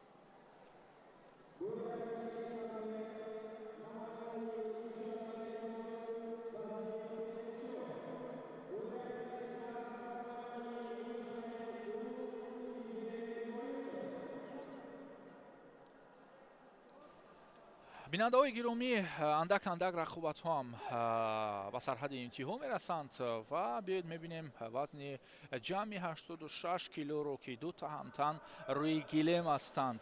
Темуршоҳ Вазиров бо яктаки сафед намоянда аз Душанбе-2, ҳарду аз дастаи Пойтахт, ҳарду аз дастаи Душанбе-2 ҳастанд. Эдибек Лоиқов рақиби ӯ.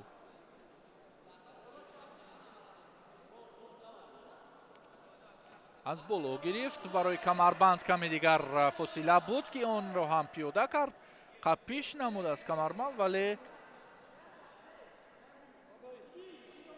рақиб бояд инҷо албатта муҷозот бишавад бино ба нодуруст аз ҳолат худро берун сохтан. фишоровари Темуршоҳ ҳамоно худ мехоҳад корро аввалан шурӯъ кунад. Идибек Лоиқов бошад ҳоло остини худро то оне ки берун сохт. Темуршоҳ аз мавқеияти хостааш кор гирифт. Вай ин зидди ҳамла акнун барои Идибек натавонист ки аз ҳолат худро берун сохта бошад, аниқтараш аз ҳолат онро берун карда бошад. Темуршоҳ Вазиров билохира имтиёзи аввалро гирифт. расиши аввал албатта аз ҷониби ӯ буд дар усули қаблӣ ва инҷо танбеҳ барои Идибек.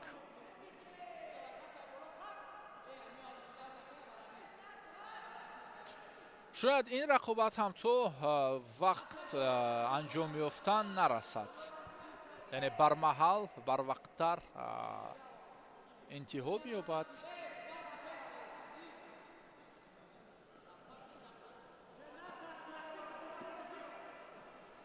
боз ҳам аз боло мегирад. аз ҳамин услуби корӣ бештар корро роҳандозӣ кард ва ин дафъа Темуршоҳ боз як имтиёзи дигарро дар ҷайб мезанад ки ин имтиёз арзишаш волотар аст. баъд аз бадан имтиёзи паҳлӯ.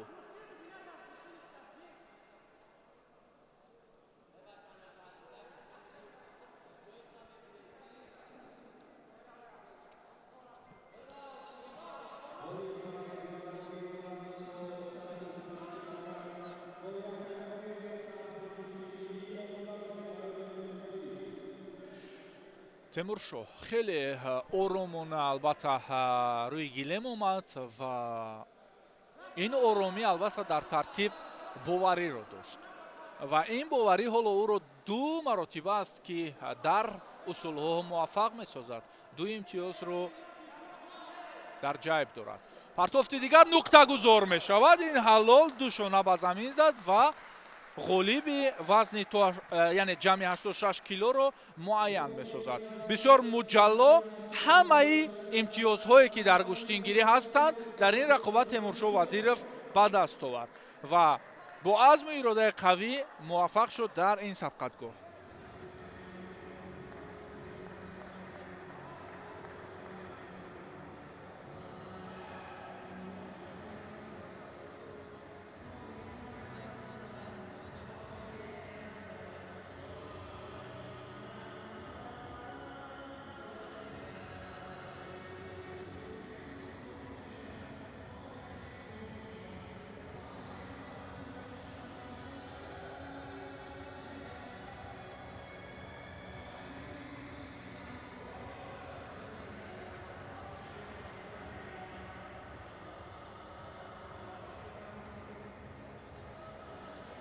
шодмон бегов довари дараҷаи ҷумҳуриявӣ бонупаҳлавононро рӯи гилем мехонад ва ин рақобати ҷамъбастии чемпионати тоҷикистон оид ба гӯштингирӣ миёни наврасон аст. дӯстони азиз, бонупаҳлавонон чемпионатро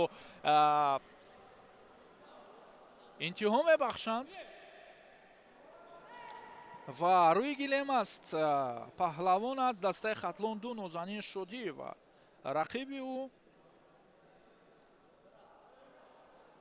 Фотима Исанбаева ӯ низ аз дастаи вилояти Хатлон аст. Хатлон якро намояндагӣ мекунад. рақобати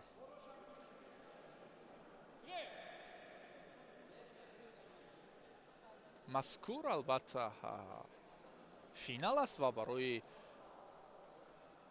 нишони тилло муборизаро ҳамин гуна пуршиддат шурӯъ карданд. пойзанӣ аз тарафи фотима, вуруди навбати усули дохилӣ ва ин нуқтагузор аст. ана ҳамин гуна бо ҷилову бо зебоӣ ҳунар ин бонупаҳлавонон чемпионати тоҷикистонро интиҳо мебахшанд. ва дӯстони азиз, албатта анҷоми рақобатҳои чемпионати мазкур буд ки мо якҷо тамошо кардем ва бисёр илҳоми болида ҳам гирифтем аз ин сабқатгоҳ.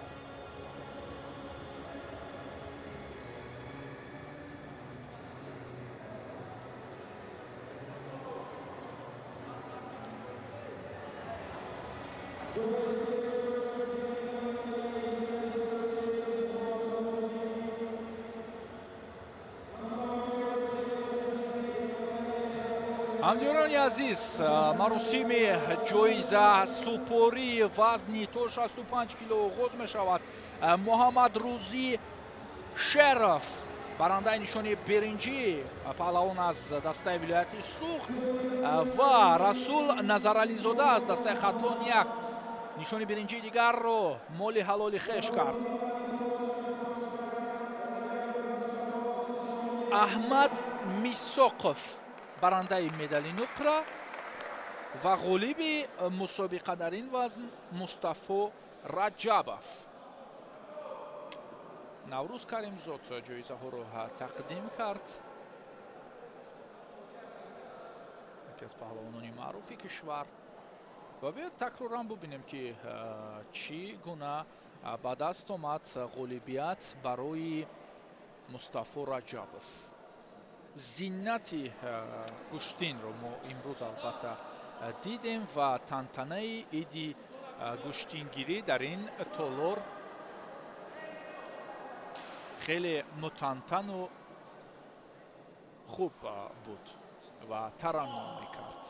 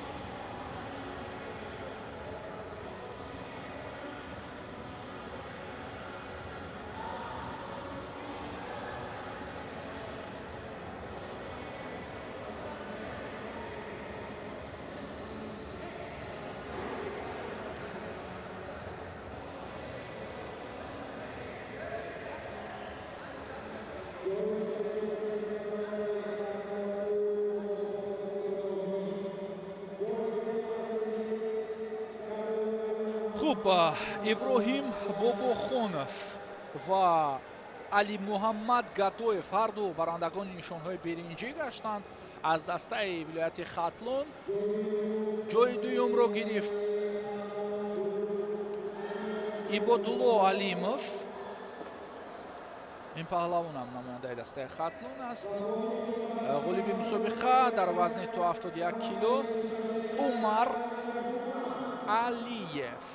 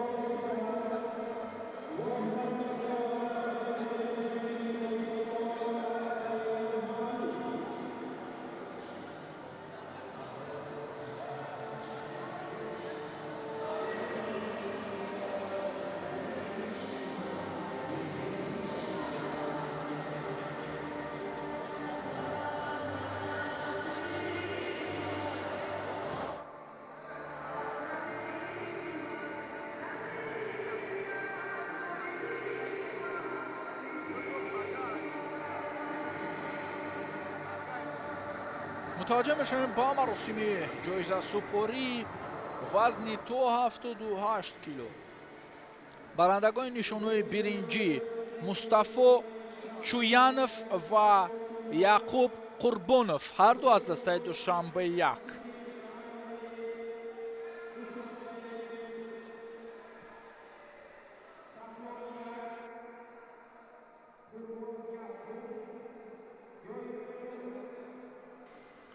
саёд давлатов паҳлавон аз дастаи хатлон 1 барандаи нишони нуқра ва ҷои аввал ва медали тиллоро азмиддин давлатбеков аз дастаи душанбе 2 гирифт.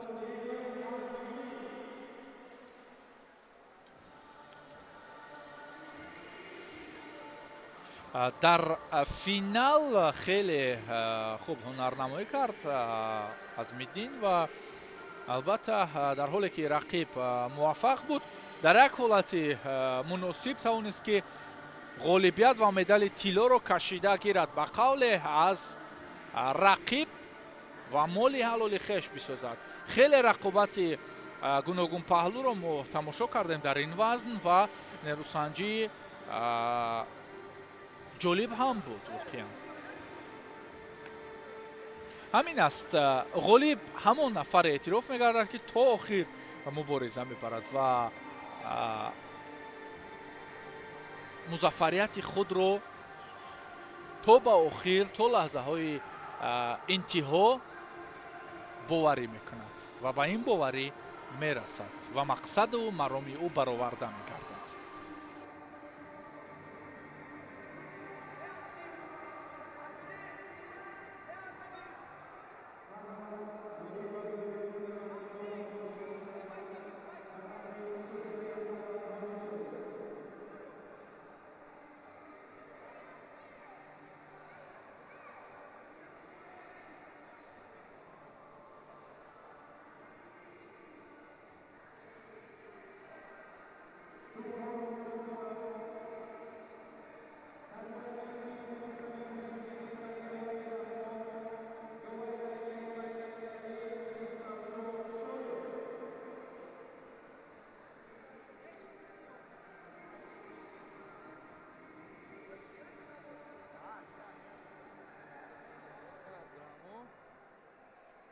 палавонони вазни то 86 кило озими суфраи зафар шуданд.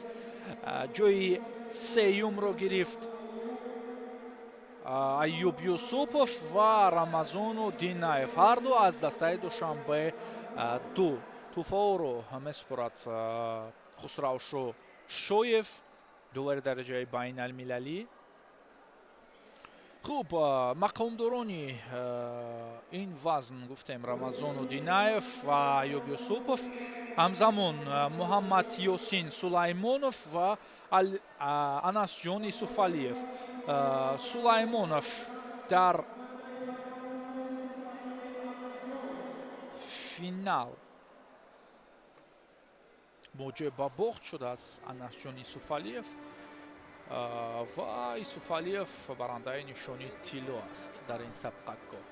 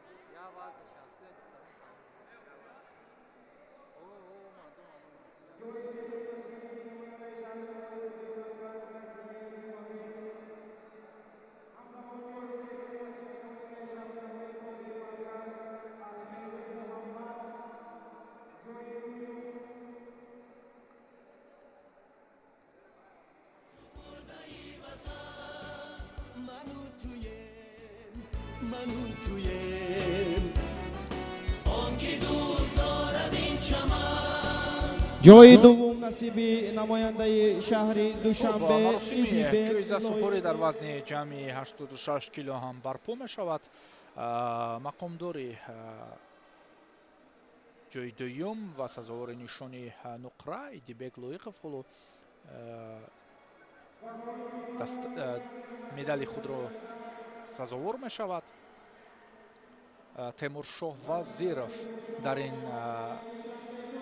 вазн чемпиони Тоҷикистон гардид. Аз дастаи Душанбе ду хеле финали хуб дидем ва Вазиров дар финал ҳам имтиёзи бадан, ҳам паҳлӯ гирифт ва баъдан имтиёзи ҳалолро ба даст овард. бисёр рақобати ибратбахшро ҳам бо якҷо тамошо кардем.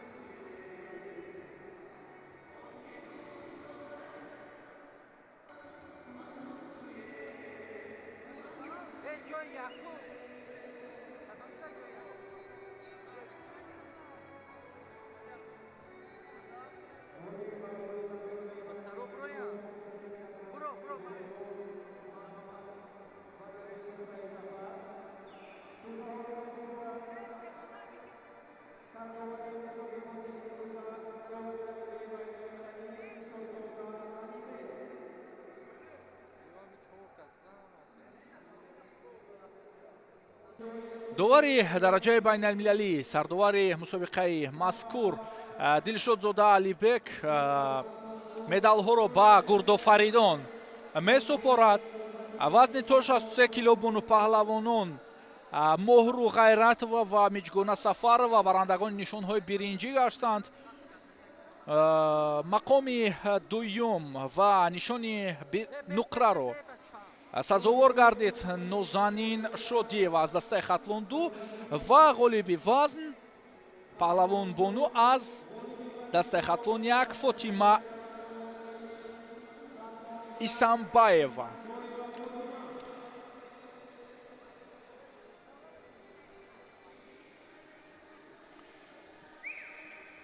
албатта ин қадам барои ин наврасон қадами устувор хоҳад буд дар сабқатгоҳҳои бонуфузи баъди амсоли сабқатгоҳҳои байналмилалӣ ва ин роҳест ки ҳамоно оғоз мешавад барои корномаи ҳар як ин варзишгар ва мо бошем дар ин роҳ ба онҳо бурду зафару комёбӣ таманно мекунем. некрӯз сатторов будам то ин лаҳза бо шумо дӯстони азиз ки якҷо сабқатҳои ҷолиби наврасонро дар доираи чемпионати тоҷикистон оиди гӯштингирӣ якҷо тамошо кардем. то навбати иртиботи дигар ва то сабқатгоҳҳои навбатӣ хайр.